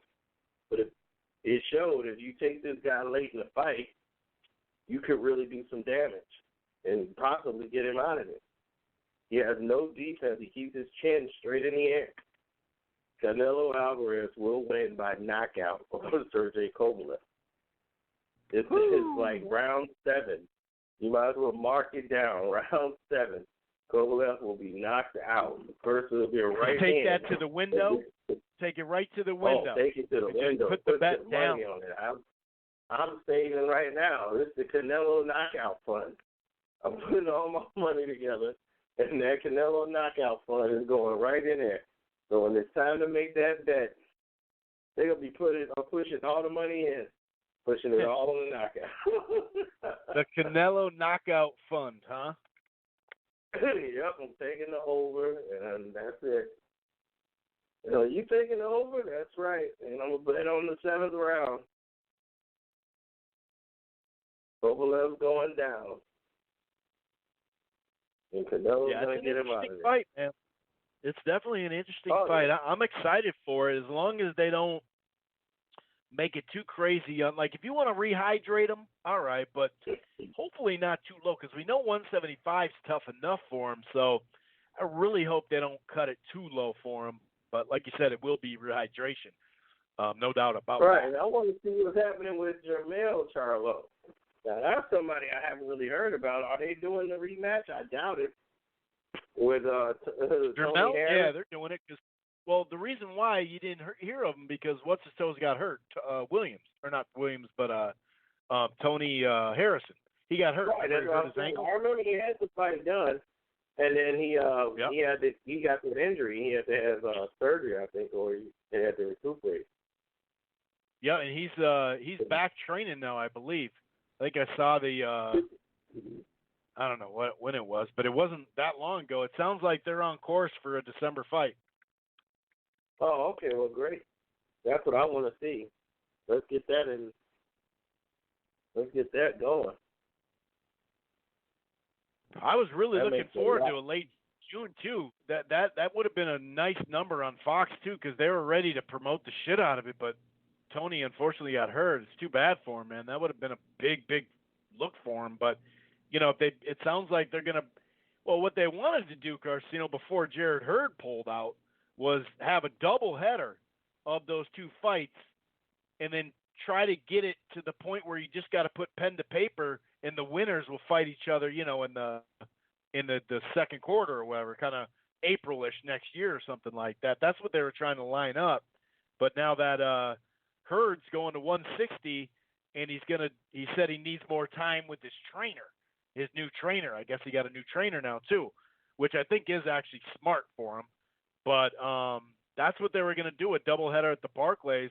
Now it sounds like they're trying to get Erislandy Lara against J-Rock December 14th on that same date that they had, where they thought they had the rematch because, Hurd was the one who exercised the rematch clause, but decided to dip on it. Some people are saying, well, was it going to be the 3-month VADA testing, even though he did VADA testing a fair amount longer than normal, I guess. We see these things pop up 3 weeks, a month, 6 weeks tops in camp. But you hear a lot of speculation that that's why he doesn't want the fight because of VADA testing. But we knew he was, there wasn't going to be much at 160 or 154 left for him because, not left for him, I shouldn't say that, but we know getting down there's been tough, and it's just a matter of time he's going to go to middleweight. But, yeah, that's what they were trying to work out. They're trying to do a Fox doubleheader to close both 154 pounds and then have the unification the next fight. But Hurd's out of that. What do you think if Erislandy Lara slipped in there against J-Rock? That's a whole different style for J-Rock. Yeah, it's more of a technical fight. But with J-Rock, with his nutritionist, this is a whole different. He really put on the size and really kind of filled out at 54 with the nutritionist, and it showed in the Hurd fight. It's a lot. It's like night and day difference, and the physicalness of the fight between him and then when he fought Jamal Charlo at 54. Well, it's in his game plan, though, too. His game plan was a lot smarter. It was still on the inside, but it was a lot smarter instead of just be smarter because remember the Charlo fight, he was swinging away. Because he had a guy in front of him that was going to play right into his hand. He came right towards him and made it so easy. I mean, this is a Philly fighter, and you just coming forward. And to a Philly fighter, this is what they go to war in the gym like this. I'm like, oh, he's going to go from side to side. He's going to bang you, be on the other side. You're going to be out of position. It was like oh, my God, it was like a sparring match. Hurd is not a guy that wins a lot of rounds. That's not his style. He's a second-half fighter. To give up the first we'll get him 6, in the second half. We'll get him in the second half. Yeah, and just wear you down by keep coming forward, and you're going to get tired of hitting on him, and then next thing you know, he takes you out because you're exhausted. You know, that's his style of match, and he was going to do that with J-Rock. And he had to step it up. For the first time in his career, he had to step it up early because he got dropped. He got hurt. And he didn't think J-Rock could hurt him, and he got surprised, and then he's at home, so he felt a lot of pressure, and he started pressing. And once he started pressing, I said, oh, man, that's not good. You know, I saw him, and I was like, man, that is not good. Not for him. Yeah, it's probably style-wise, probably a good, a good thing not to take this rematch, actually, you know? Well, yeah. It was definitely, if he took the rematch with J-Rock, it wasn't going to really do anything for him. He needed to go back to the drawing board because he was going to probably lose again against J-Rock. It'd have been another war, but J-Rock has his number. And, technically you're not going to learn how to defend that overnight. You're going to need a real camp and, do something else. So definitely move up, let that go, and then just go from there. But, yeah. We saw him trying to do the shoulder roll, remember, in that fight on the Wilder undercard? He's trying to defend himself on the ropes and shit. No, that was not good. Yeah, everyone thinks they're doing the shoulder roll because they've seen Floyd do it on TV, and they try to do it in the gym as a Plan B method, and it doesn't really work. I can do it at home in the mirror. I can do it at home in the mirror. Exactly. That's about it. Yeah. There's so many elements in just holding your arms like that in that position. Right. So many things that go in. Just tucking your chin to the shoulder and thinking that you can't get hit in the temple. I could do it in the shower too, dude. I'm pretty good at it in the shower. Yep. And I think Laura, though, a lot of boxing experience. I really think that he's gonna have a lot of problems. Like that fight he had with the guy he got to draw, and the young kid. I want to see him fight again. Yeah, he gave Laura a pretty good fight. Yeah, he was in that the Castellano and Michael Soro had a purse bid, and Soro's promoter won it, and so he was going to be on the road, even though he had beat him prior. So he was a little mad. So he ended up dipping for a different opportunity that he's going to build to. And Lara and Soro was supposed to fight, but there might be some sort of step aside now, because of this fight. But Castellano is fighting Omatoso to kind of get back on the undercard of Lubin and Goucher, I believe, or October 26th. Actually, that might be a triple header. I'm not sure. We don't know for a fact Charlo and Hogan are for sure on the same undercard of Lubin and Goucher. It may be Lubin and Goucher and Castellano Omatoso, who just got that win over Stevens. You're right. It could be that, too. We just don't know yet. But it would make sense if they were all on that card. But, yeah, that's a triple header. I would definitely sign me up for that right now. I'm ready to go. That's like total sense. Right. Yeah, that's like a flashback Showtime card right there. Triple header or double header and good ass, interesting fights that lead to something. Yeah, it'll be interesting on that. Yep, and I'm definitely interested in seeing that fight.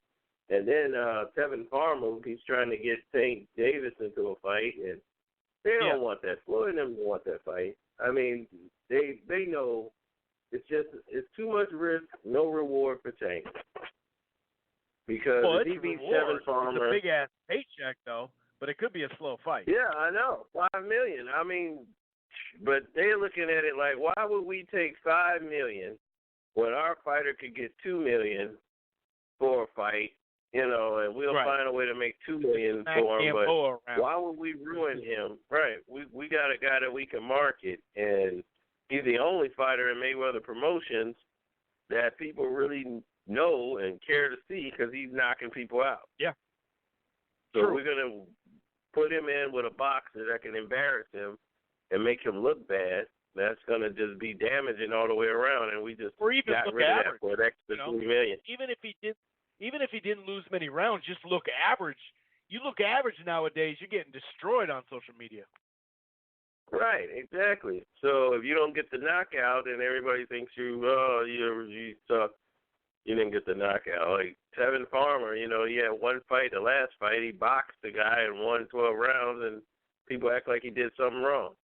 So, you know, it's just he hurt his hand. He did what he had to do to get through the fight, and people are like, oh, man, you suck. Your fight sucks. So it is what it is. It's hard to please everybody, but he'll make it boring if he has to, if he got to win. Now, Floyd knows that fight is a difficult fight for Tank because it depends on which Tank shows up. You get a Tank that's not focused, that's a Tank that could lose. Or make it a very easy fight. It could be a difficult one. So, you know, it's interesting, but it looks like Tevin Farmer's going to end up fighting JoJo Diaz, maybe. But that's what it looks like. Yeah, that's a big JoJo maybe, too. Golden Boy can't make any fights right now, dude. You notice that? Right now it's like, oh, we heard this. Okay, that's a good one. Oh, no. Oh, that's a good one. No. That's a good one. It's like, dog, they gave you all that money. Do something with it. At least Eddie's doing something. Yeah, and then everybody's thinking like right now I gotta try to call Cameron Duncan too. I gotta find out what I did with his number. It's not even my phone no more. Cameron Duncan has finally launched his own boxing promotional company. Right. That's right. Now Boxing. So now he's signed a couple of fighters. So the fighters are like, hey, you know, get me in contact with Cameron Duncan. You know, I would love to meet with him. So I said, all right, great. I'll definitely set that up, and you can come meet with him and go from there. Now, I don't know exactly. I got to find out what I did with his number, man. I want to interview him anyway. I haven't interviewed him in a long time. You know, a lot of his fighters left him after he got, you know, ill. He had Tim Bradley. He had Mikey Garcia. You know, he got him all these great fights, and then once he fell ill, you know, everybody just left him. You know, it was just, like, weird how that happened. You know, but boxing is boxing. You know, and the business had to go on. So I knew eventually he would come back in some type of fold, but I never thought he would have a promotional company in the game. Yeah, I thought me he had neither. just been an advisor. Just doing his managerial Maybe he's going to be the advisor. guy. He's going to be the guy that runs Dana White's boxing outfit. Dana White doesn't even have a clue about the UFC or how to run that. So him coming to boxing is like, you got to be kidding.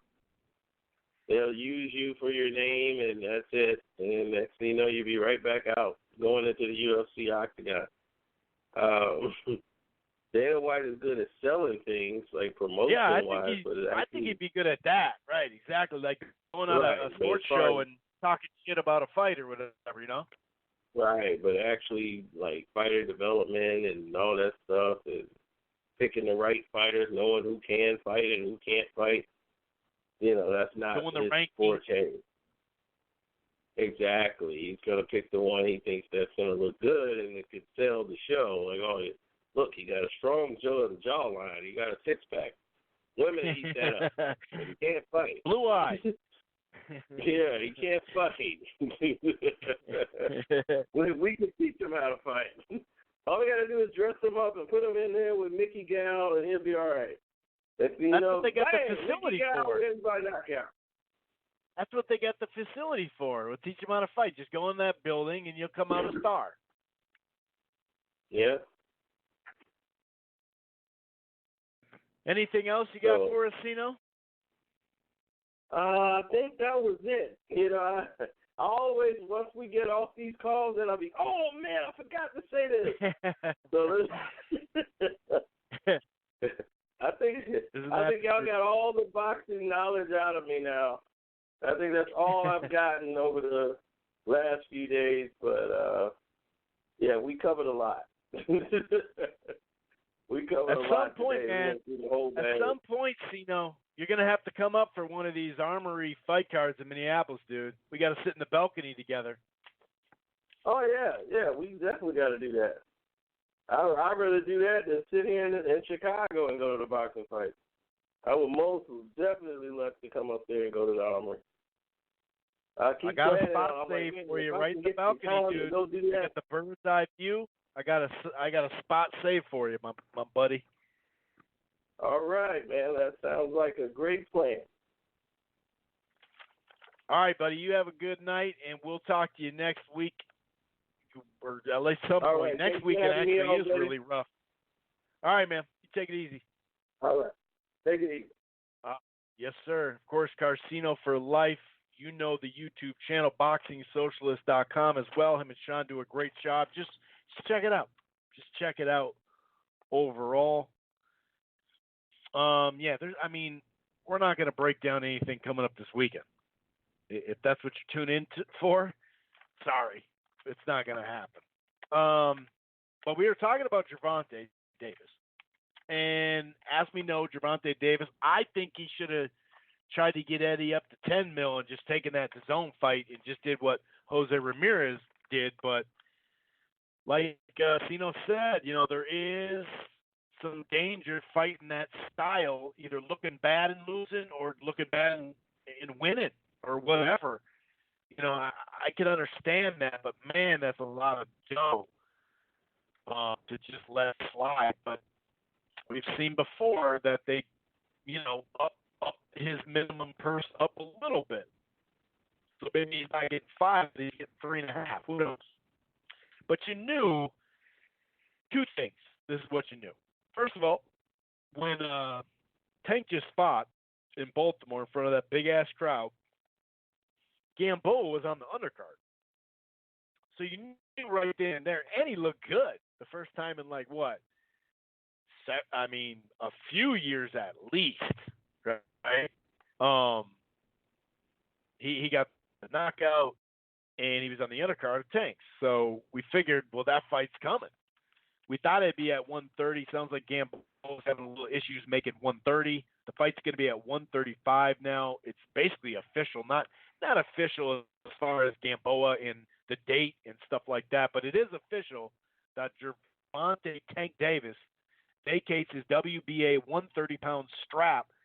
And, when you're a champion, especially if you got a little name behind you or you got a good record or something, you generally get that number one ranking when you go up, or sometimes you just go right into a title fight. In this case, the WBA, when there's 3 titles, you know he's getting one. So the rankings came out a couple of days ago. I think it was September 1st for the WBA I'm speaking of. And no surprise, Tank, number 1. Gamboa, number 2. And then you have, who is it? It's Easter Jr., I think, is 4th. And I think, is it Bartholomew? No, it's not. Who is it? Bartholomew? Who's 3rd? I forgot now. But either way, it's actually a couple PBC guys that he could fight there. Because really, it was going to be cross promotion at 130, regardless. If you think about it, Burchelt as well. So, it is what it is. What are you going to do? I wanted that Farmer fight. I thought he should take the one and done, not the deal, but the one and done. Not the 3 fight with options or whatever Eddie Hearn was trying to get past. But from the sounds of it, he did offer a one and done. Like you could just take the fight, beat him, and be gone, and there's $5 million. So it is what it is. But yeah, it sounds like, to me, I'd assume it's Gamboa next. Here's the thing. So it's either going to be December 7th or early 2020. As long as he fights sometime by next February, it's there'll still be 3 fights in a year, 12 months anyway, not calendar, but 12 months. They've just been so quick. That's the problem with Tank. It's been nice that he's been active over this time, but he needs rounds too. I'll tell you this: Gamboa around these weight classes is a name, no matter how you like it. I haven't thought much of Gamboa for a while. I was definitely, a fan of his. I went and saw one of his fights where he fought on HBO After Dark, actually. We actually, right around his knockout, me and my buddy got on the broadcast. Not on it, like, hey, what's up, Harold Letterman? But, in the background when Gamboa was finishing the fight. But, so, they can sell it. Gamboa is a name because he's either been on first ESPN, then HBO. They can sell it as a couple things. During the broadcast, you could say Gamboa is the toughest fight of Crawford's at this exact weight class. Now, and I know, first of all, that fight was a while ago, right? And that was when Gamboa was undefeated. And we know 35 wasn't even his best weight class. It's his best weight class now just because he can't make 130, which isn't necessarily a good reason for it to be your best weight class. 35, he never was the same dude. 30, he was kissing the canvas already. He was touching the canvas. Sure, they were, most of them anyway, were flash knockdowns, but still, he's on the mat regardless. I mean, how many times he get knocked down even before a huge fight? I mean, several times. And at 126, that was where he did most of his damage. And he had a good run at 26. He has some quality wins and stuff like that. I'm not shit. This isn't like, let's shit on Gamboa. He just way past his prime. And sure, now he's like somewhat motivated or whatever. And that's probably why they want to fight him. Oh, you just look good? Okay, cool. You came in shape. Everything was fine. Cool. We'll just put you right in another fight. That's probably why they're doing it. And why not get him out of the way? Not that he's in the way for a title or nothing, but in the world of boxing, technically he is if you look at the ranking system. So this will be, the interesting part.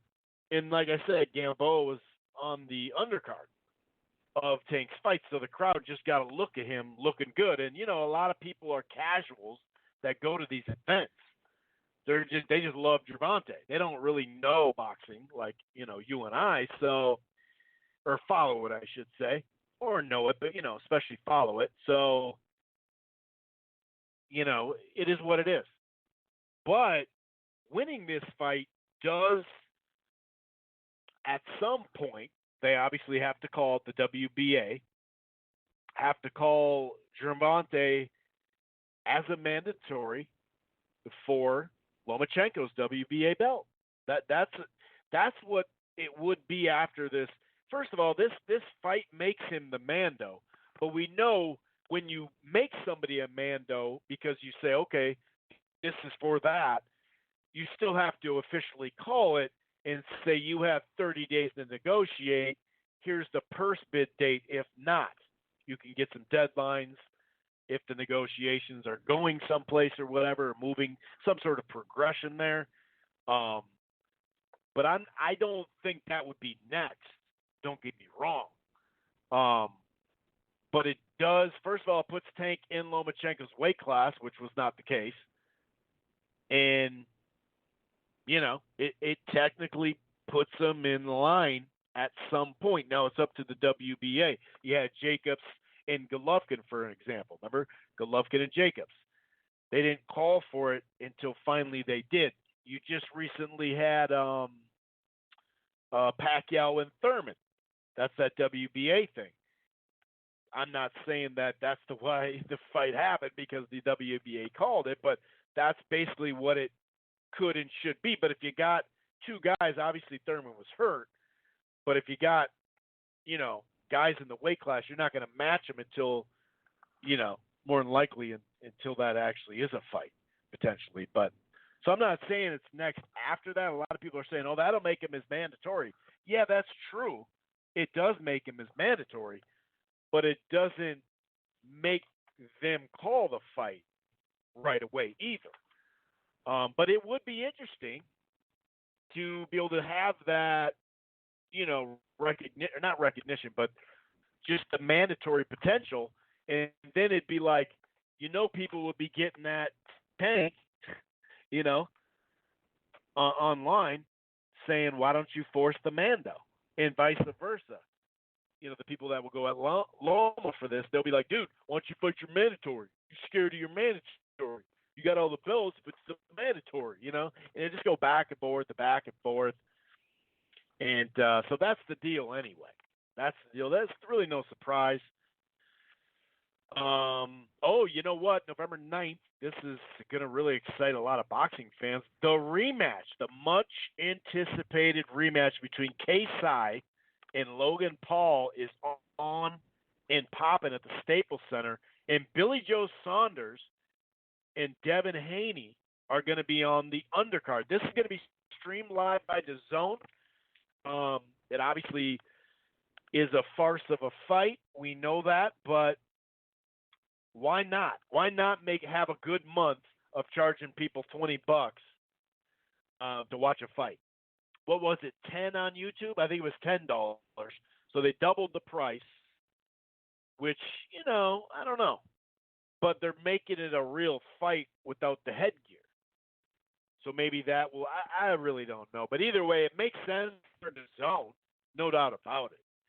That, I don't necessarily think there's this big crossover thing that people talk about. Oh, this is a great opportunity. Like, yeah, it's cool for Haney and Saunders, especially if you made like a splash knockout.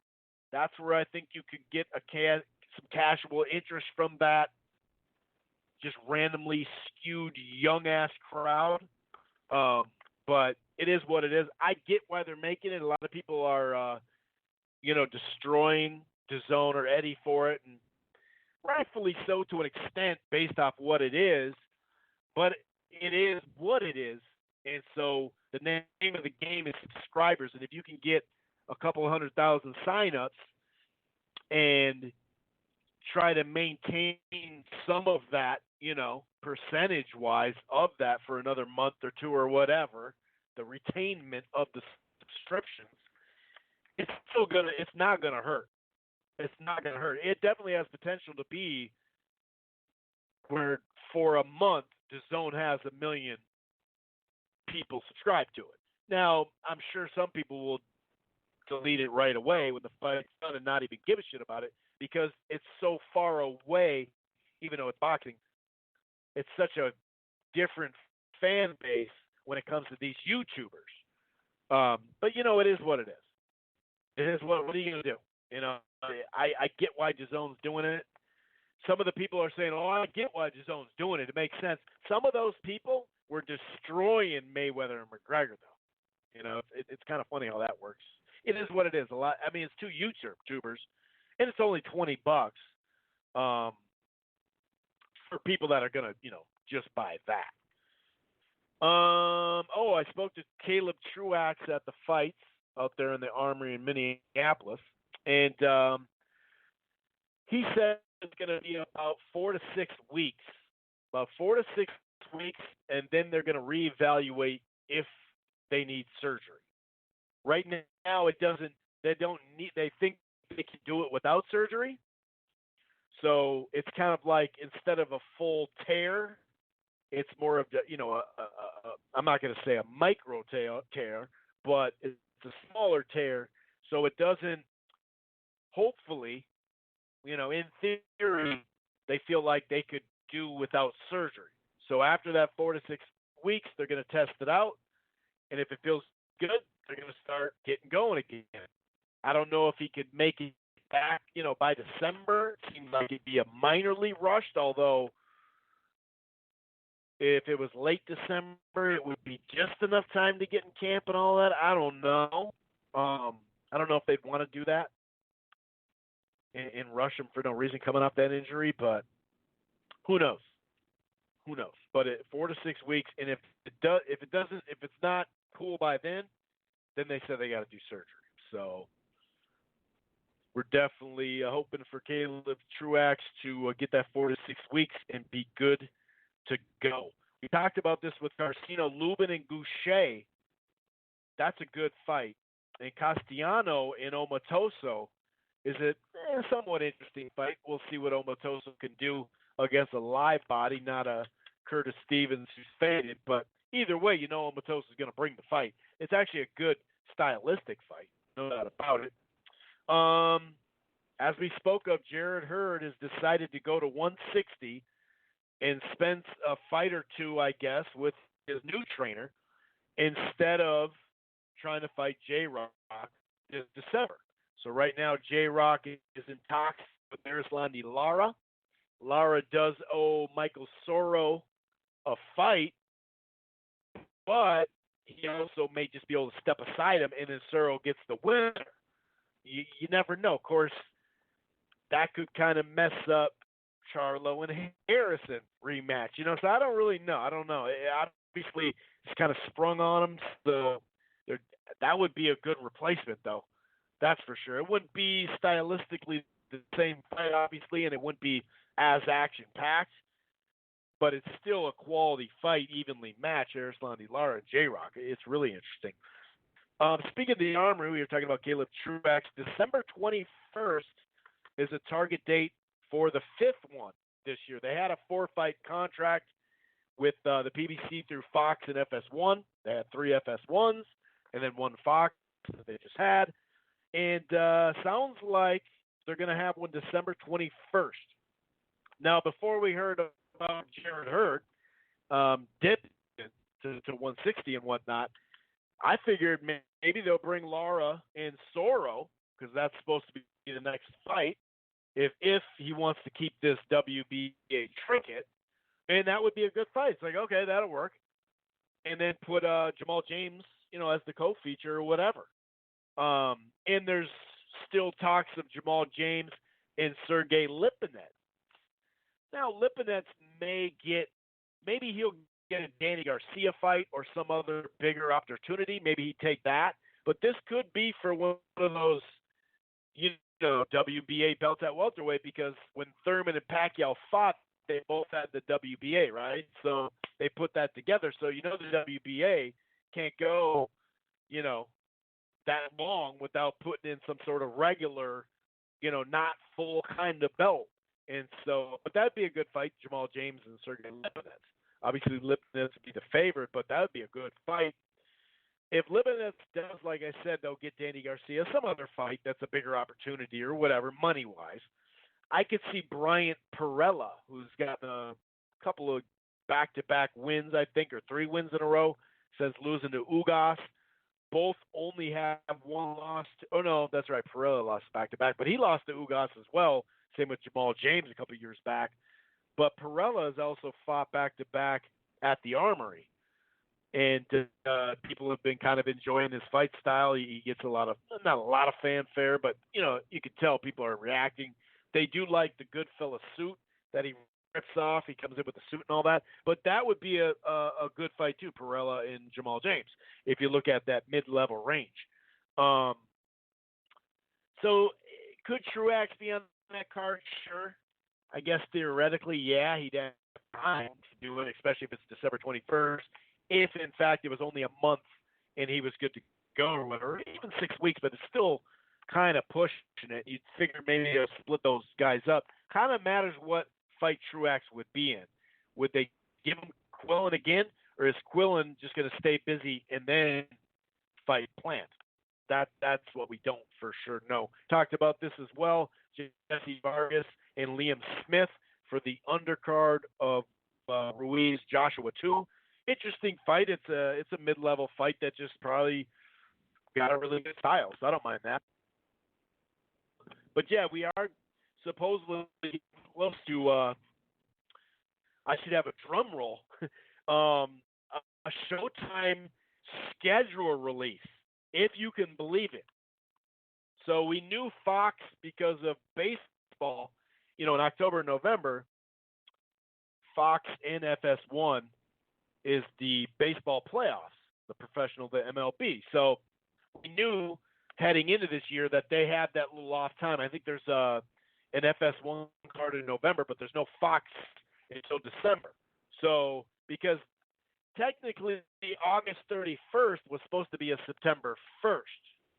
So that would have been their September Fox, but they tweaked it because remember they had an early Fox with Konaski Areola, and then at the end, so that kind of 2 in 1 month is what I'm trying to get at. They originally had it scheduled for September 1st, but maybe they just didn't like that date and they decided to go with that date. Either way, they would have been going. Well, it'd have been less.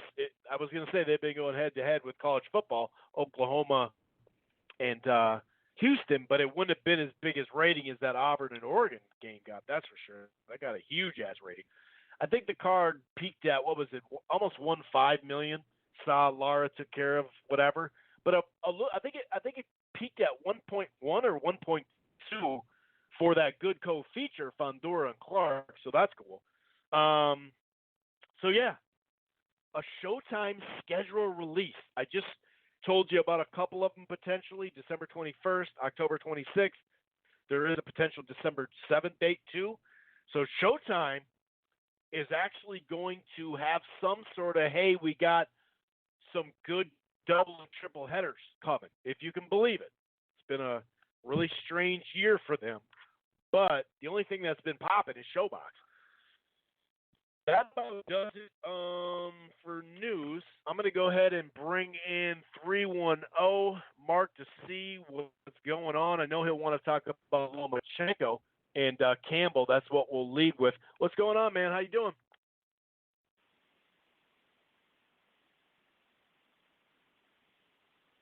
My bad. You can hear me now, right? That's all. Yeah, I got you. Oh, okay, cool. What's been going on, man? What's up? I've been just trying to enjoy the last 3 weeks, month of summer until my schedule, gets going with football started and everything like that. I got more podcasts to do and whatnot. So I've been just trying to enjoy this tail end of summer while we got it up here in Minnesota, Oh, nice. Yeah, man. Yeah. How you been? Cool on this front. Good. Staying, I guess just staying around, traveled. I was out in, I've been back and forth, Costa Rica a lot throughout the years, and because we run our customer service down there and stuff like that, and so I'm always going back and forth, and so I've been doing that and hanging out over there, and I don't know. It's been cool though. It's been the nature. I like the whole nature aspect of it. It's just awesome up in the mountains and nice. No, I've had several it right now. I'm missing it right now. Looking at a bunch of fucking buildings and shit all around me.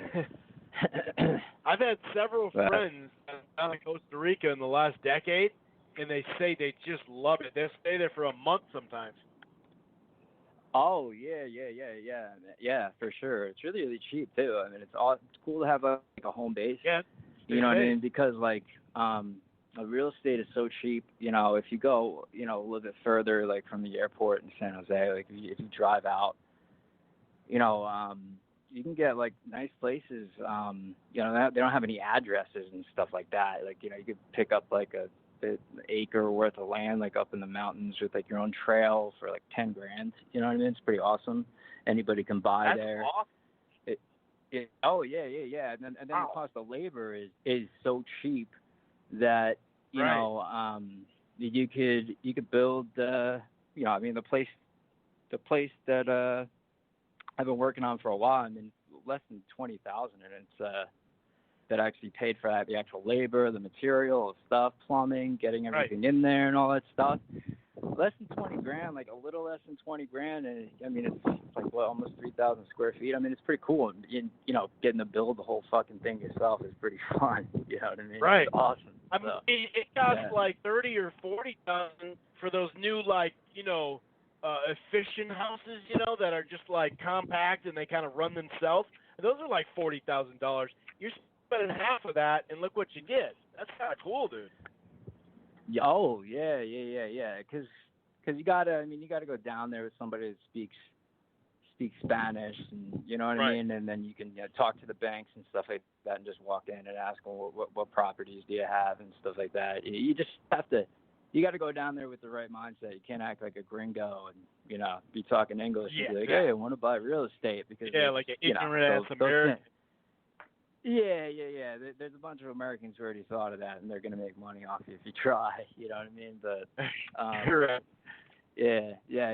It's cool as fuck, though, man. But I wish that there was more, stuff about boxing that I was able to call in about, but obviously, hasn't been much going on as far as the stuff that I watched. I saw that Kovalev fight. That was interesting, pretty telling. I liked how he came back, but I'm sure you touched on this and other people have said this. The way that he looked, it's like if he was in there with a dude that was halfway in shape, wasn't like some fucking this guy Yard is like some dude who sparred.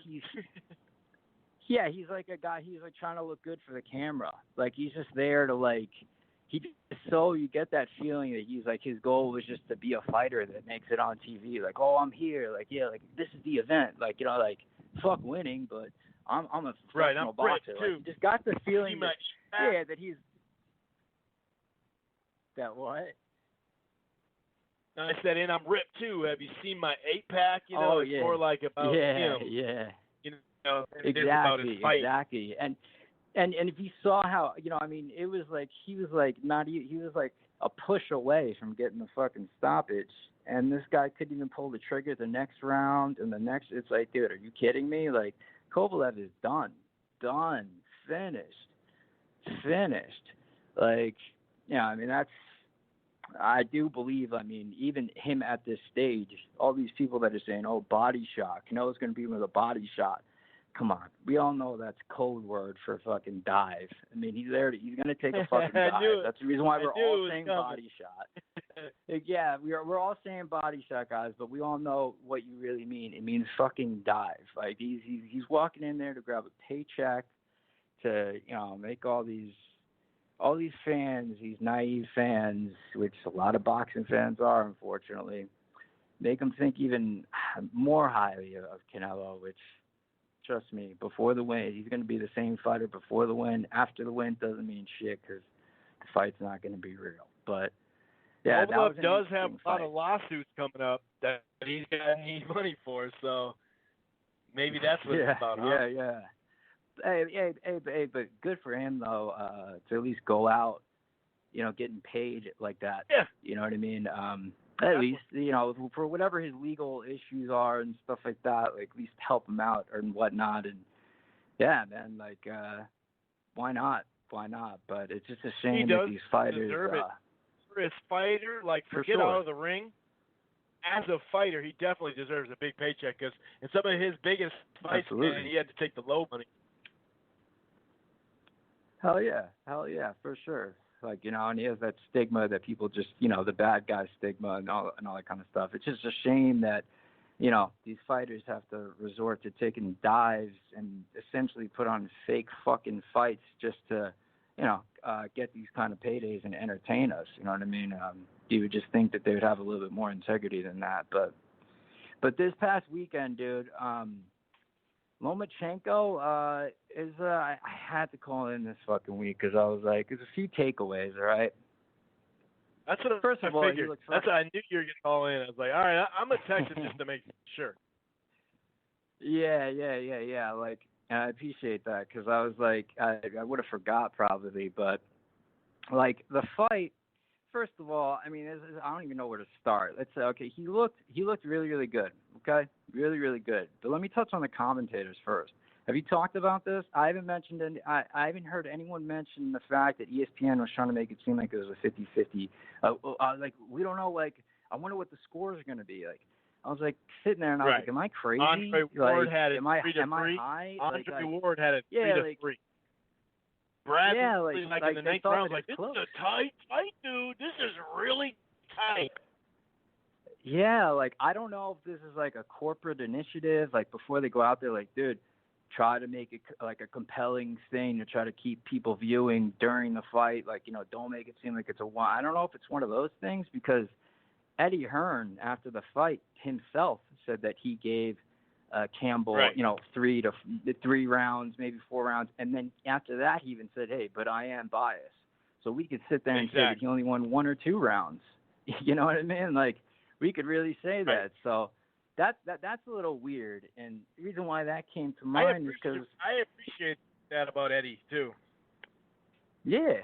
The fact that I actually find him to be, he seems pretty truthful to me. I don't know, the stigma that he has. It's just hate, I guess. But I thought of it because, shut up. So he'll stick his foot in his mouth. But overall, I think he's good. Yeah, for sure. Like, I don't know if you saw the Andre Ward on Rogan yesterday, but great interview, right? Okay, it's fucking great. It's one that you're gonna probably want to watch more than once, but that's the reason why I thought about him and commentating and stuff like that, because he did such a great, real interview that was very genuine and actually very motivational, inspiring in a lot of different ways. I'm sure for young fighters, for me, just the personal goals and stuff. I mean, it's just hearing him speak, it's like, damn, maybe I should become religious. Wait, no, I never would, but I get it. You know what I mean? He's like a great guy. You could be more spiritual. Yeah. That would be awesome if I had that type of mindset. But one of the questions that Rogan asked him, and it made me think about him and his scorecard this weekend, Rogan was like, he asked him, he's like, so what are the new guys? And this was deep into the conversation, mind you. It wasn't like when they were just breaking the ice first 10 minutes. It was an hour and a half in. He's like, so what are the, guys that you admire coming up like this? Some of the new guy that's coming up that, you know what I mean, that really, that you think is going to be the next big thing. So Andre Ward, he says Shakur Stevenson. And it's like, okay, I understand that you're managing him and stuff like that, ESPN. Right. But then he met one other fucking guy, and he goes, Teofimo Lopez. I'm like, dude, come on, dude, are you serious?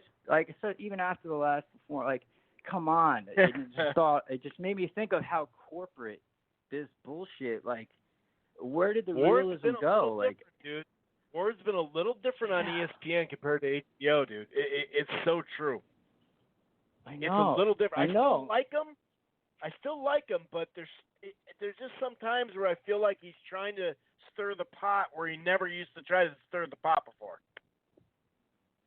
Yeah, and just to do that, to say something like that, because that is 100% just marketing and just saying what you know that you should say, because the suits and the bosses, the guys that you're saying sir to and that you have to wear a suit around, fucking tell you to fucking say, because you got to build up this the Teofimo Lopez and Lomachenko bullshit fight that we know what's going to happen anyway in that fight. You know what I mean? It's bullshit. Give us a real fucking response, dude. And if they're going to fire you over that shit, take the fucking deal and fight fucking Anthony Joshua and get $20 million and don't answer anybody. What the fuck, man? If it's about, are you doing this because you don't want to lose your fucking job? Well, I thought it wasn't about the money. I mean, so apparently it is about the money. So you might as well just fight some fucking fight and make a shit ton. I mean, it just doesn't make any sense, but whatever. The fight itself, though, man, I was impressed. Don't get me wrong, it is Lomachenko, but it exposed a few things, you know what I mean? It answered a few questions, because I don't know if you thought about this, but, I looked at it and I was like, because there's a lot of talk after the fight and even before, to Bob Arum, those people and stuff like that, about him moving up, and it's always been completely out of the question. No, you can't even ask that. You know what I mean? It's almost okay, they're shooting it down. They want to make sure that people don't even fight. Not even for Pacquiao. Yeah. It's not even they don't even move up. And then when you think about that, and then you look at the first couple rounds, or even really the whole fight, how tough was it for? I mean, it wasn't. I'm not going to say it was tough, but it wasn't the same Loma. He looked great. Don't get me wrong. But did we see the same movement? Did we see the same him? That flashy spinning around a fucking dude and hitting him like 20 times in different places, like that the dude didn't even know, like if he was behind him or in front of him. No, you didn't see any of that shit because all that stuff is bullshit against low-ass level opposition or dudes that they're paying to fucking sit on the stool right before the over-under or shit like that. Like, you know what I mean? When it comes to a guy that has the reach and has that height or is just naturally bigger, it's obvious that Lomachenko, he doesn't have, when we're talking about all-time greats, just picture like this. Would Manny Pacquiao have a problem getting in on Luke Campbell? No, he wouldn't. No. He would have been landing at will. He would have been tagging him up. Don't give a shit if he's fucking southpaw or not, or 135 or what. It doesn't fucking matter. His height doesn't mean shit. In and out. He would have got him in a corner and ripped his ass up. Exactly. So we have to take that into consideration when we hear the shit about Teddy Atlas. As much as I love Teddy Atlas because he's one of probably the most real dude in the game at that, up there where he should be more political. He's talking about Loma, how he's so fucking great and all this shit. And it's like, yes, he is good, but we already know that he can't do anything with people that are taller, bigger. 140 is out of the question. Challenging himself is out of the question. It's part of boxing. It's the reason why these guys fight is to challenge themselves and to do things that no one's ever done before. That's part of the sport. That's like the tradition of the sport. So to sit there and just shoot it down, it takes away from his greatness. You know what I mean? He did look awesome, but it wasn't the same. And you saw the first couple of rounds, it was taking him a bit to adjust to Campbell's height because for sure he can't land shit at long range like that. He can't. Not at will. He can't. He has to jab his way in. He has to work his way in. He does. I've long suspected that. So you don't think it's a 50-50 fight? You don't think it's a 50-50 fight with Floyd at 135 and Loma? Like Dan Rafael said, that's a 50-50 fight? Absolutely I don't think not. so either. Absolutely not. And that's no Absolutely not, disrespect because to Loma. Loma at 126 and 130 was a bad boy, but at 35, he's not it's not ripping him to say he's not a top 10, top 20 pound for pound fighter of all time or something like that. You know what I mean? It's really not ripping the guy. It's not. Yeah, it's just the hype for 13 fights and a guy who did lose. Okay, let's stop making excuses for it only being his first mistake. He didn't have to fight He didn't have to fight Polito. He didn't have to do that. You know what I mean? He chose to do that, and he lost the fucking fight. Yeah, he looked better. Yeah, he improved during the fight, but he lost the fucking fight, and he did not avenge that loss. So it's like we can't just look past that and just say, oh, it was his first fight. No, he chose to fucking do that. He didn't have to do that. He wanted to. He forced him into it. So, we do have to hold that against him. It does, and he only has 13 fights. So why the hell are we talking about him being above anywhere near Crawford, even above Usyk, or above, you know what I mean? Or, I guess we can talk about him in the same discussion as Usyk, because Usyk hasn't moved up. But let's just not put him in the top 20 all time. Let's not talk about, oh, dude, he's just as good as Floyd. Just calm down, dude. Yeah, it's too early. It's too early for that. And anyone can say whatever they want about Manny and Floyd, but they challenged themselves and they did things that other people didn't do. So let's stop talking about all time and all this historical bullshit. And they were doubted. You know what I mean? They were doubted when they did go up in weight. It's easy to forget about that stuff. But I remember Larry Merchant when he fought Chop at 140, and he's saying yeah, the thing is, Gotti gets hit, but Gotti hits back. And he was questioning if Floyd could even beat Gotti at 140. So, I mean, a lot of people were. We're not ripping. A lot of people were. A lot of people were doubting Floyd. And even me, at that time, that was probably the first Floyd fight I saw because I was a Gotti fan. The whole question was, is he going to be able to do what he's too small. He's too small, but he kept on overcoming. He was able to land shit at long distance. Do you see fucking Loma landing long left hands how Floyd and Manny did? No, he doesn't do that. He doesn't punch through his legs and stuff like that. It's flashy shit. But, doing all this spin around stuff on Jason Sosa, I'm sorry. That doesn't make you fucking all-time great, dude, because you weren't doing it here. You really were not doing it here. This right now. He is truly one of the, most skillful fighters of this. Well, I think he could be labeled as one of the most skillful fighter of this newer generation with Crawford and all these guys you mentioned. But yeah, you just gotta stop. Like I think Gervonta has a really good chance at him. I just people that don't see that, do you know how fast and explosive and underrated skill-wise Gervonta is, dude? Gervonta is a cage jaguar just waiting to hit the track. Oh yeah, absolutely. And this is the tallest guy that we saw him that has skills, that can box and stuff. And then I'm not saying he gave him problems, but we did see a difference. You know what I mean? We did see a difference. I forgot. Shit. What was it that was weird about this too? On the way up, Gervonta did get hit on the way up, and then once he got to the higher level, at least contender range and championship range, then Davis showed us that he actually has skills, where it's been kind of the opposite. Yeah. It's just 135 is just, it's different for Loma at 135. Obviously, that's really our main point. We've just seen now the ceiling, that's all. And also, what you're just asking, like, why put him in top 25? The answer is because who is the most marketable guy in boxing right now? It's Lomachenko. Come on. A 2-time gold medalist.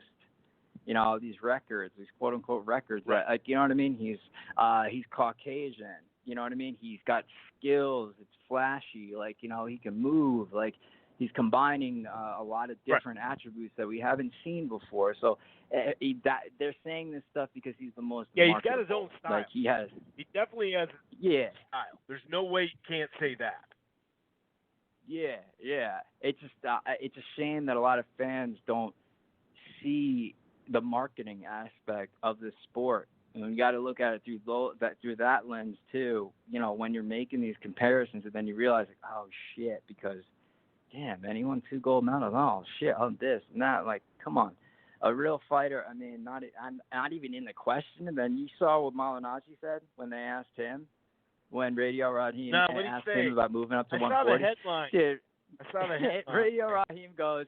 He goes, well, what about him moving up to 140? Like Bob Arum, they're all saying fucking 130 or 126 and just, keep cleaning that out and stuff. What do you think about that? Like, you don't think he should be moving? And then, like, Paulie got so pissed. Like, he went to, like, his whole mood changed, and he was like, the fact that you even have to ask me that question, the fact that we even have to answer that question just goes to show PEDs, and because everyone, like, you don't realize that when you're not on PEDs, you can't move up fucking 17 weight classes. That's literally what he said. You can't move up 17 weight classes because, and it's like, I get it, Paulie. Like, you got to think against PEDs, but it's like, so you're saying Floyd was juicing? So you're saying Aaron Pro? You're saying all these guys were there? It was just because of steroids, like.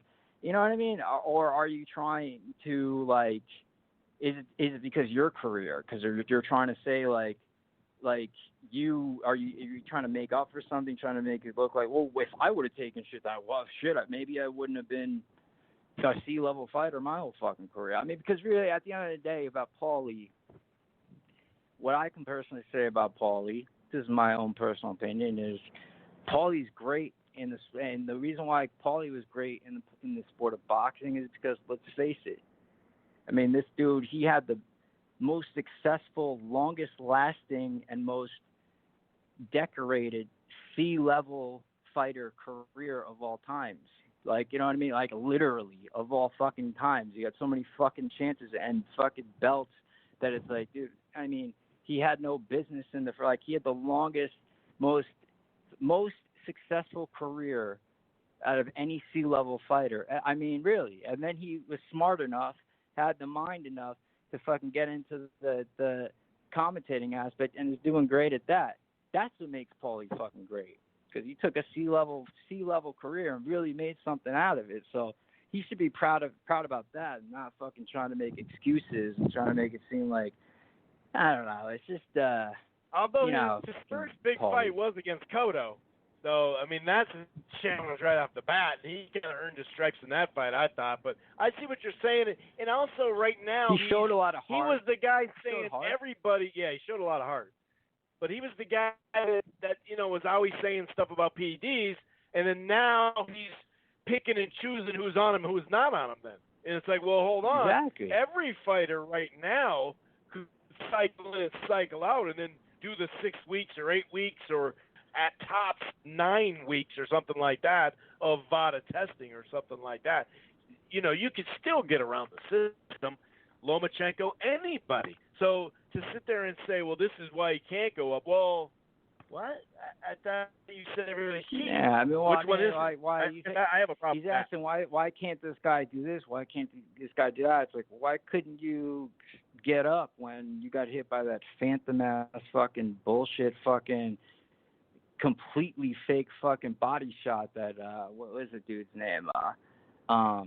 With the E, whatever that dive he took the last fight. It was a blatant fucking dive that he took right at the over under, and it was just fucking ridiculous. Like that last thing, it's like, okay, well, if you really had that much respect for the fucking the sport, Paulie, you wouldn't take a fucking blatant dive in the fucking UK in front of all your fans and all this shit for a fucking payday. All right, like. You know what I mean? All right, let's get off. Let's get back to. I know. I'll get. Because there's so many good things about Paulie that I like. I'm wilding out on Paulie. I'm wilding out on Paulie, but man, that feels good to fucking give him shit about it.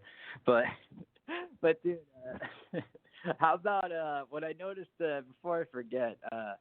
Notice how, remember when I saw Devin Haney fight for the first time? He's fighting this weekend, right, on DAZN? Next weekend. This weekend is the dead. There's just nothing. Mexican Independence Weekend is when he's fighting. Because, it makes sense. Him and Fury. Oh, okay, yeah, for sure. Well, yeah. Fury's, we got a Swedish dude. I'm like half Swedish. My mom lives in Sweden, married a Swede. Like, I have nothing wrong with Sweden. I love it, actually. But, dude, we got a Swedish heavyweight, dude. The sport was banned for like 50 years not long ago there, dude. Like, what's up with Fury's opponent, dude? I mean, come on, man.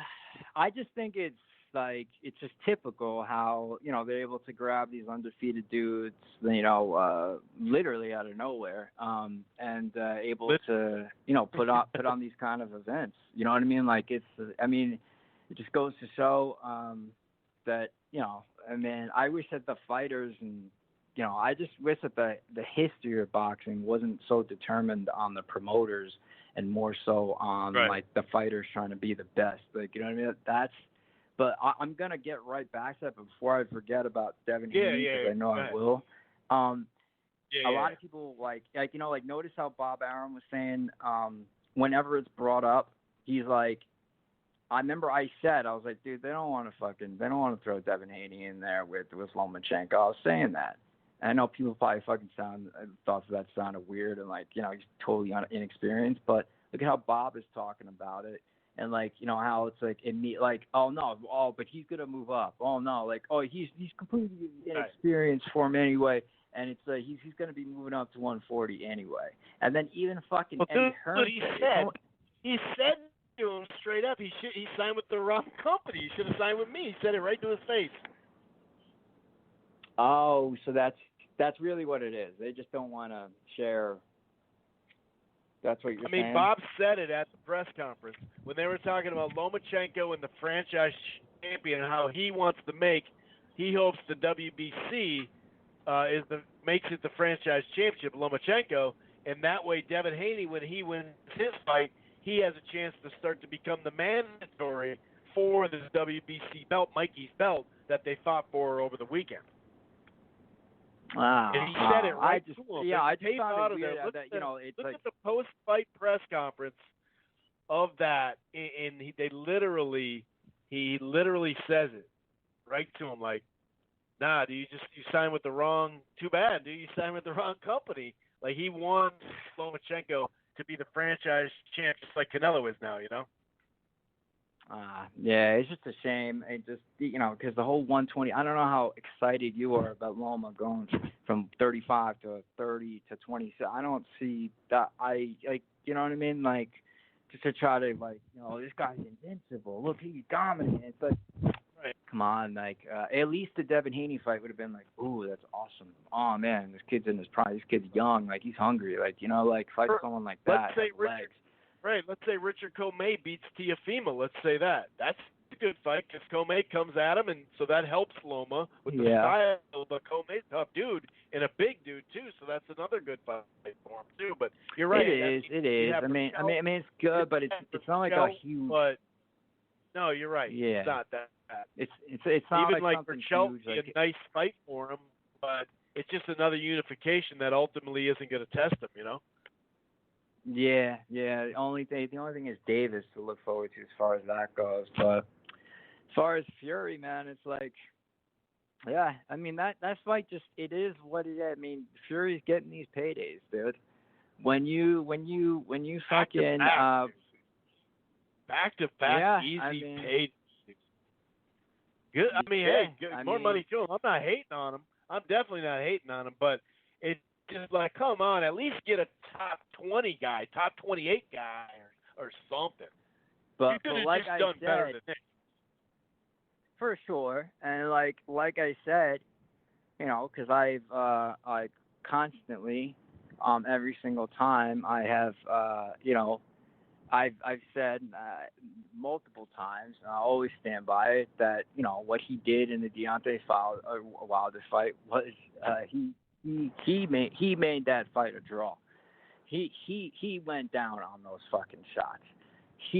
That last fucking knockdown. I mean, come on. You pay attention to the shit. He wasn't even fucking wobbly and all that shit. He turned it into a draw. He made it close, and it just goes to show when you play the game and you're willing to fucking okay, all right, yeah, I'll make it close. Yeah, we'll get a couple fights out of this.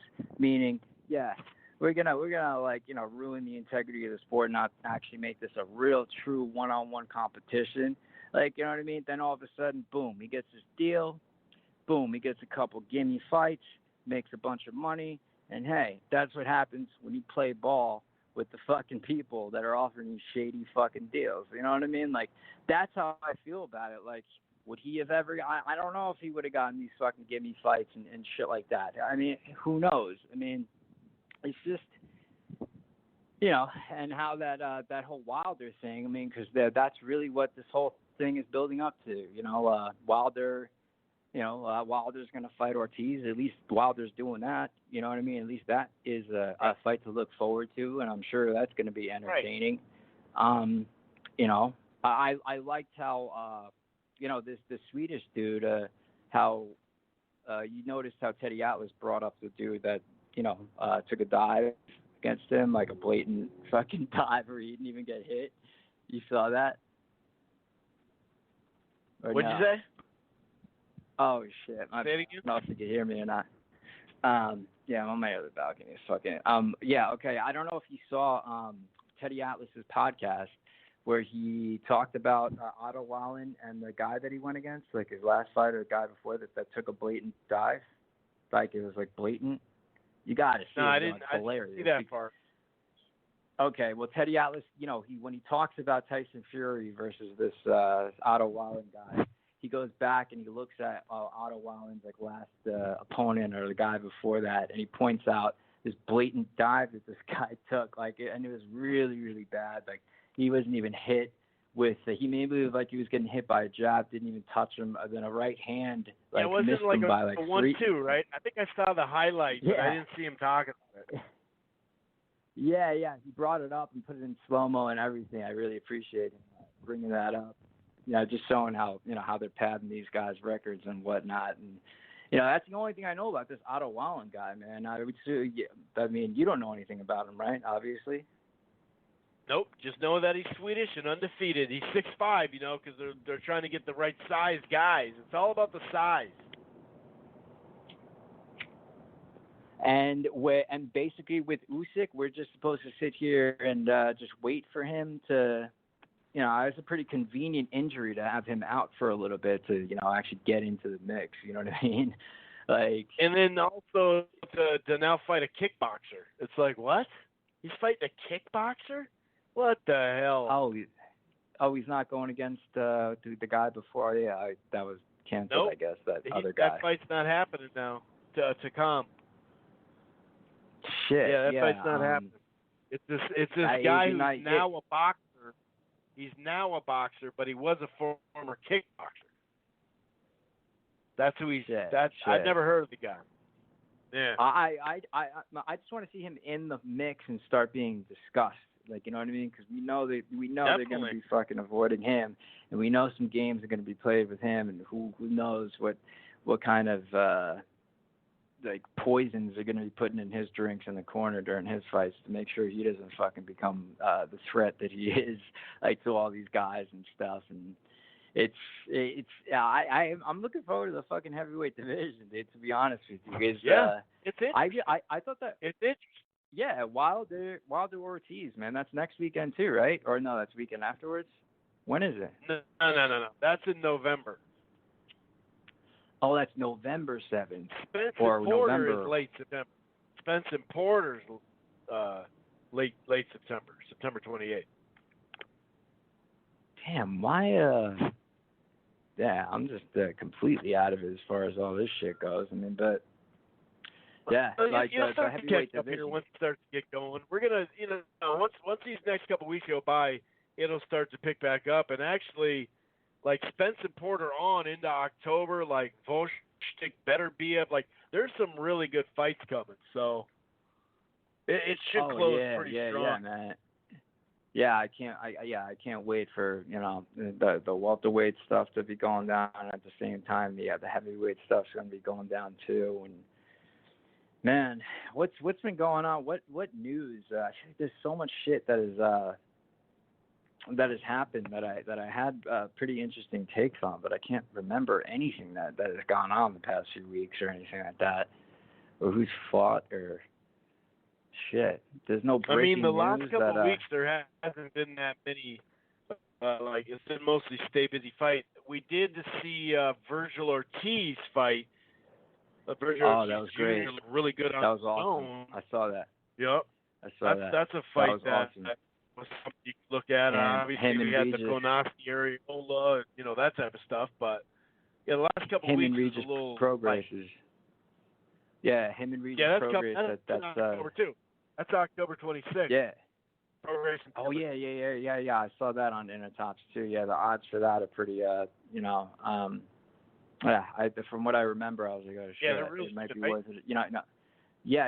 To throw some on Regis and Regis. I don't know if you saw that interview him a week or two ago, but I really like this guy as a fighter, as a personality, his mentality. He said that he DMs people after their fights in his division, and he just tells them that they look like shit, and that he's ready to he's gonna stop them, and he said that they just don't respond to him and shit like that. He said it to either, I don't know if it's Josh Taylor that he said it to last, or if he said it to he may have said it to Virgil Ortiz, but I'm excited about him and Virgil Ortiz, and and if Mikey Garcia signs to the Zone. That's going to be a dope 140. That's an amazing 140. You know what I mean? Like boxing is 100% on the fucking map. That'd be better sick, than it has been. That's like every division. May do a one-off there every too, division. potentially. Yeah, you're right, dude. That would be awesome. If Prograis, I'll tell you this: if Prograis is the real deal, I totally agree with you with his personality. He's a laid-back dude, so he's not totally way over cocky. He doesn't come across as a complete asshole, but he talks shit.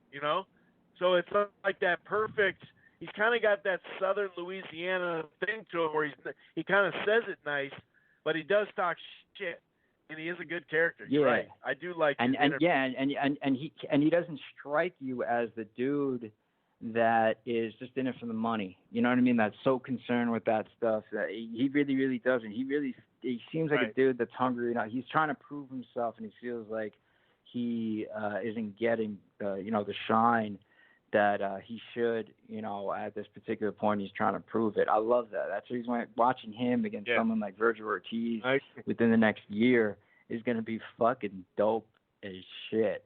And your thoughts on Gamboa and Davis? I mean, we all see what they're doing here. I mean, it's the best option, the biggest name for him.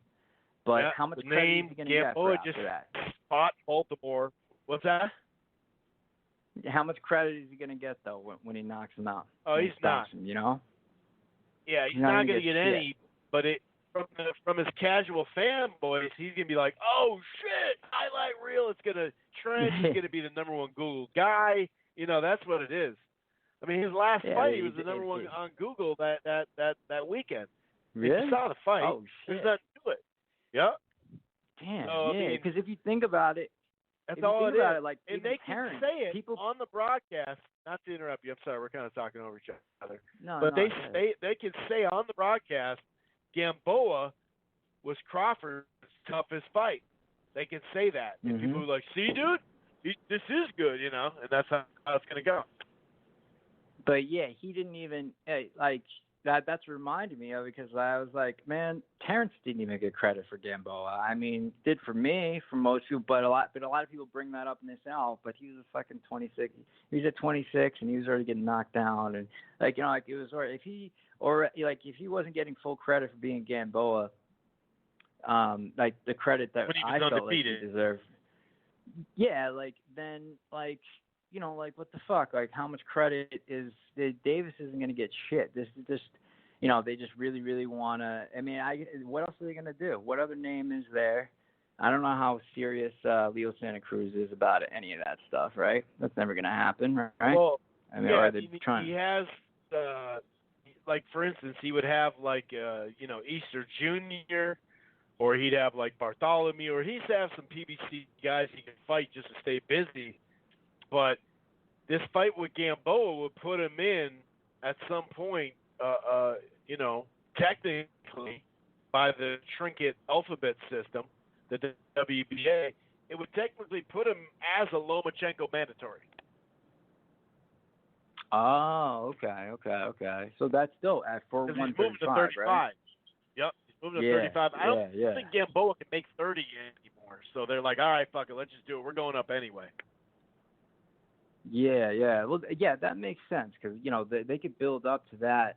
I don't know how receptive Floyd and Leonard Ellerbe and these guys are going to be to take any risk with fucking Gervonta because their whole mentality with him, it just seems like they're just so we know everything. You guys don't know shit. Look at what we did with Floyd's career. We've done this before. Don't even bring that shit up to us. Fuck everybody. We're the shit. Floyd got some quality ass wins before he was a pay-per-view guy. Come on, dude. Yeah. Floyd kind of did that himself. Floyd didn't need shit. Floyd didn't need anybody to do that. He was him. You know what I mean? It was, and the fact that that's their star pupil. You know what I mean? For them taking any risk, that's going to be, and with the same thing happening on the other side with Loma. It's just, I just wish that they would. You just hope they build. Giving a shit about the fans. So, even if it was 18 months away, I'd be happy that fight.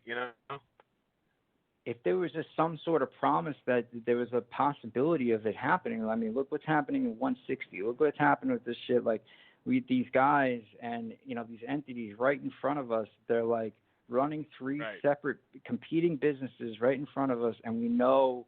I mean, it's just you're just losing more and more hope all the time. And I'm always going to be the same boxing fan and I'm always going to have the same enthusiasm for the sport. But when I see this shit, it's please just fucking come on, man. At least just care enough about the sport to fucking make these fucking fights happen. What the fuck, man? Come on.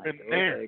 It's just here and there. It's not on 7 of them a year or something. It's just here and there. All you got to do is work together here and there.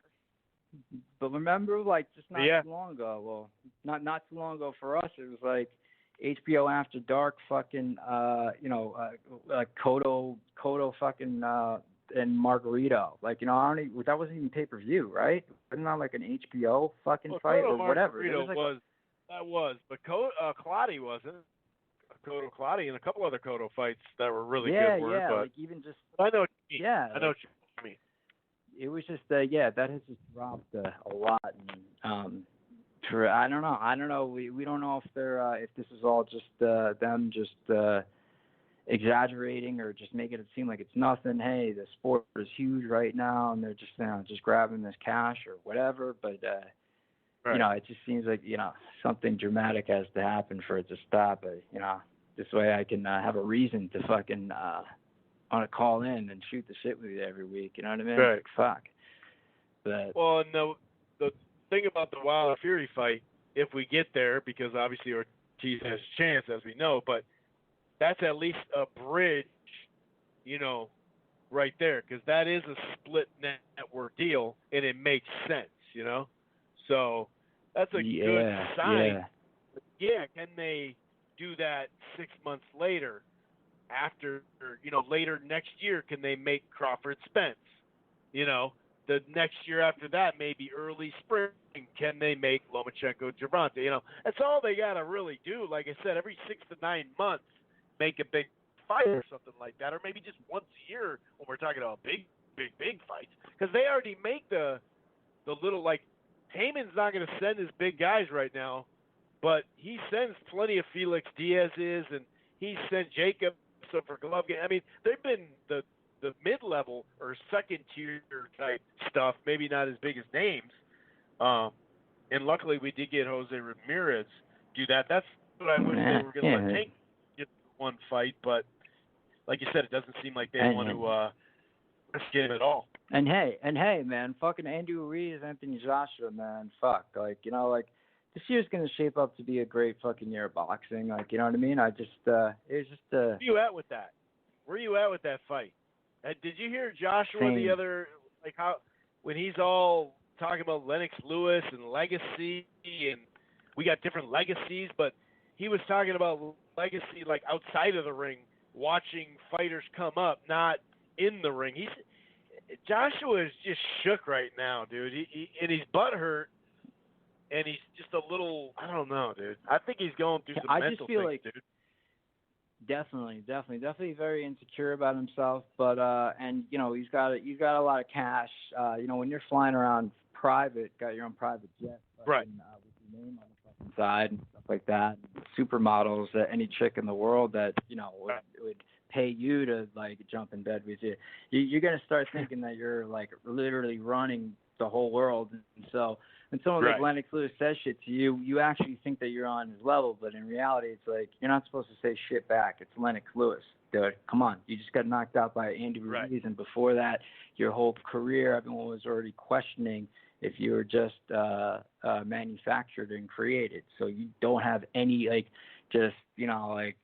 don't know why he was in that frame of mind to think that it was okay to even respond. Why even say anything back? It's Lennox Lewis, man. What the fuck? Punch. And then the lucky punch. It was a lucky punch sent by the gods. It's like, dog, you need to hit a lot in that fight. It wasn't one punch. Wait, he said that? Wait, he said it was a lucky punch? He said it was a lucky punch. It was sent from the gods. One punch changed the whole fight. Sure, that started the change, but, if I remember correctly, in the 5th round, he was on his bike, and he actually looking like he had recovered as much as he was going to recover in that fight. He wasn't 100%, but who was going to be after those, after that 3rd round or whatever. Yeah, but he said it was one punch. It was one punch. It was a punch sent from the gods, dude. He said it himself. See, like, when a statement like that makes me think that everyone is right when they say, yeah, man, it's going to look like it did before. But, I mean, I really do think that with the discipline and stuff like that, and, this is before even taking into consideration what Andy Ruiz is going to, because he's going to be even more ready. But, like him just, keeping the distance and using his jab and stuff like that. And hey, like, I did point out, and, if anyone, paid attention, we all know what the over-under was, and he was rushing to fucking do something before that over-under, and he did not have to be that anxious before that over-under. So, the cynical part of me that knows that boxing is shady looks at that, and I'm just like, I just believe that he would be a little bit more cautious after being hurt that bad, especially if it was just one punch. Why wouldn't you be more cautious, and try to recover? Because you weren't trying to recover in that 7th round, dude. You were going for it out of nowhere. You didn't have to. So. Well, yeah. Especially after a couple of successful rounds, where you're like, all right, dude, you got your shit back now. Yeah. Now you're back in the fight. Exactly. I mean, it's great for his career, because it's one of those moments where he really gets to prove himself, and yeah, for sure. And and not many fighters get a chance to do that, man. I mean, it's a beautiful moment in his career, man. He's like, if he's able to pull it off, and even for the balls for taking the rematch at this point. Yeah, so I would have definitely not advised him to do this. You can always get this fight again at some point or whatever, But for all considering the belts, money on the line, how long is it going to take to fucking unify those belts, though, again? What's going to happen to those belts by the time you fucking get a hold of it? No, I'm not talking about, you're right. Not all the belts. No doubt about it, yeah. I hear you. Yeah. Right after this fight, if you were going to lose, Ruiz could drop one of them possibly. Who knows, so. Yeah. No, you're right. That's man. Very true. Yeah. But it's a crazy exciting. Crazy exciting. Literally every single fucking division is it's dope as fuck. Regardless of how much I'm hating on the heavyweight division, I'm excited as hell for all these fights, man. Regardless, even though a lot of the shit is being stalled out, it's I can't sit here and really hate or complain or really that much. It's just a couple of divisions where it's like, come on, man, I know you guys can do this. Come on, but yeah, man. I don't know what's going on next week, or hopefully I'll have a reason to call in. I guess there's no predictions to be made next week, huh? Yeah, nothing for the literally, week afterwards. Yeah, it's kind of like the 4th of July. Like there is just nothing. There's just nothing there. And then next week, obviously Mexican Independence Week, and Devin Haney and other fighters. There's some decent undercard fights or whatever. But yeah, it's just dry for a couple weeks here as far as big fight. But yeah, then it'll pop off for sure, man. I appreciate you calling in tonight, man. For sure, man. Yeah, man. Yeah, nice talk. We'll talk soon, man. I'll shoot you a text over. Let me know whenever the next big thing, because I only know about Spence and fucking Porter right now. It's the only date I know. So, but yeah, man, for sure, dude. We'll talk soon. All right, man. Later. All right, bro. All right, that about finishes it off. You know what I will do? I'll go to boxingscene.com, which is owned by CBS Sports, by the way, now. Or not now, but it happened a little while ago. Let's see if there's any. Well, there is a little bit of news out there. This is kind of funny, but kind of like, yeah, I could see that. Chavez Jr. just starting the sentence that way. JCC Jr. You never know what you're gonna get. He's not in trouble. He's not eating cereal. Well, we don't know technically if he's eating cereal in his underwear right now. We don't know. But he's mulling over a proposal to face Daniel Jacobs at the 168-pound division. I guess Heyman finally said, "Hey, man, here's your walking papers." I think the contract ran out with Heyman by now. I think he's a free agent. Which, I could see that. Jacobs is going up to 68, it sounds like, anyway, so I could definitely see that. But that's really all the any kind of news or notes that I got. I'm going to shut it down.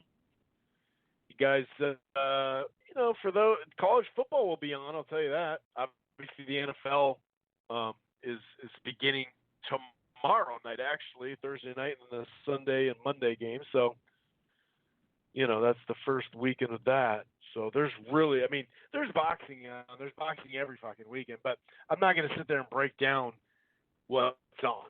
You know what I mean? So hopefully we get some interesting fights the week after, maybe some fights that we don't think, on paper aren't much, but turn out to be good or something like that. But like I said, boxing will definitely pick up here. We're just going through a little bit of lull.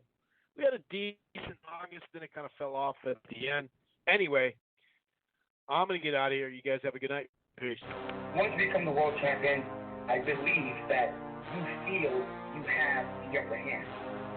So now, as you fight, let's say you fight 4 or 5 years of straight survival, the bullshit, the holdback, and when you become the world champion, you're like, you know what, I made it. Now I'm going to show you it's business.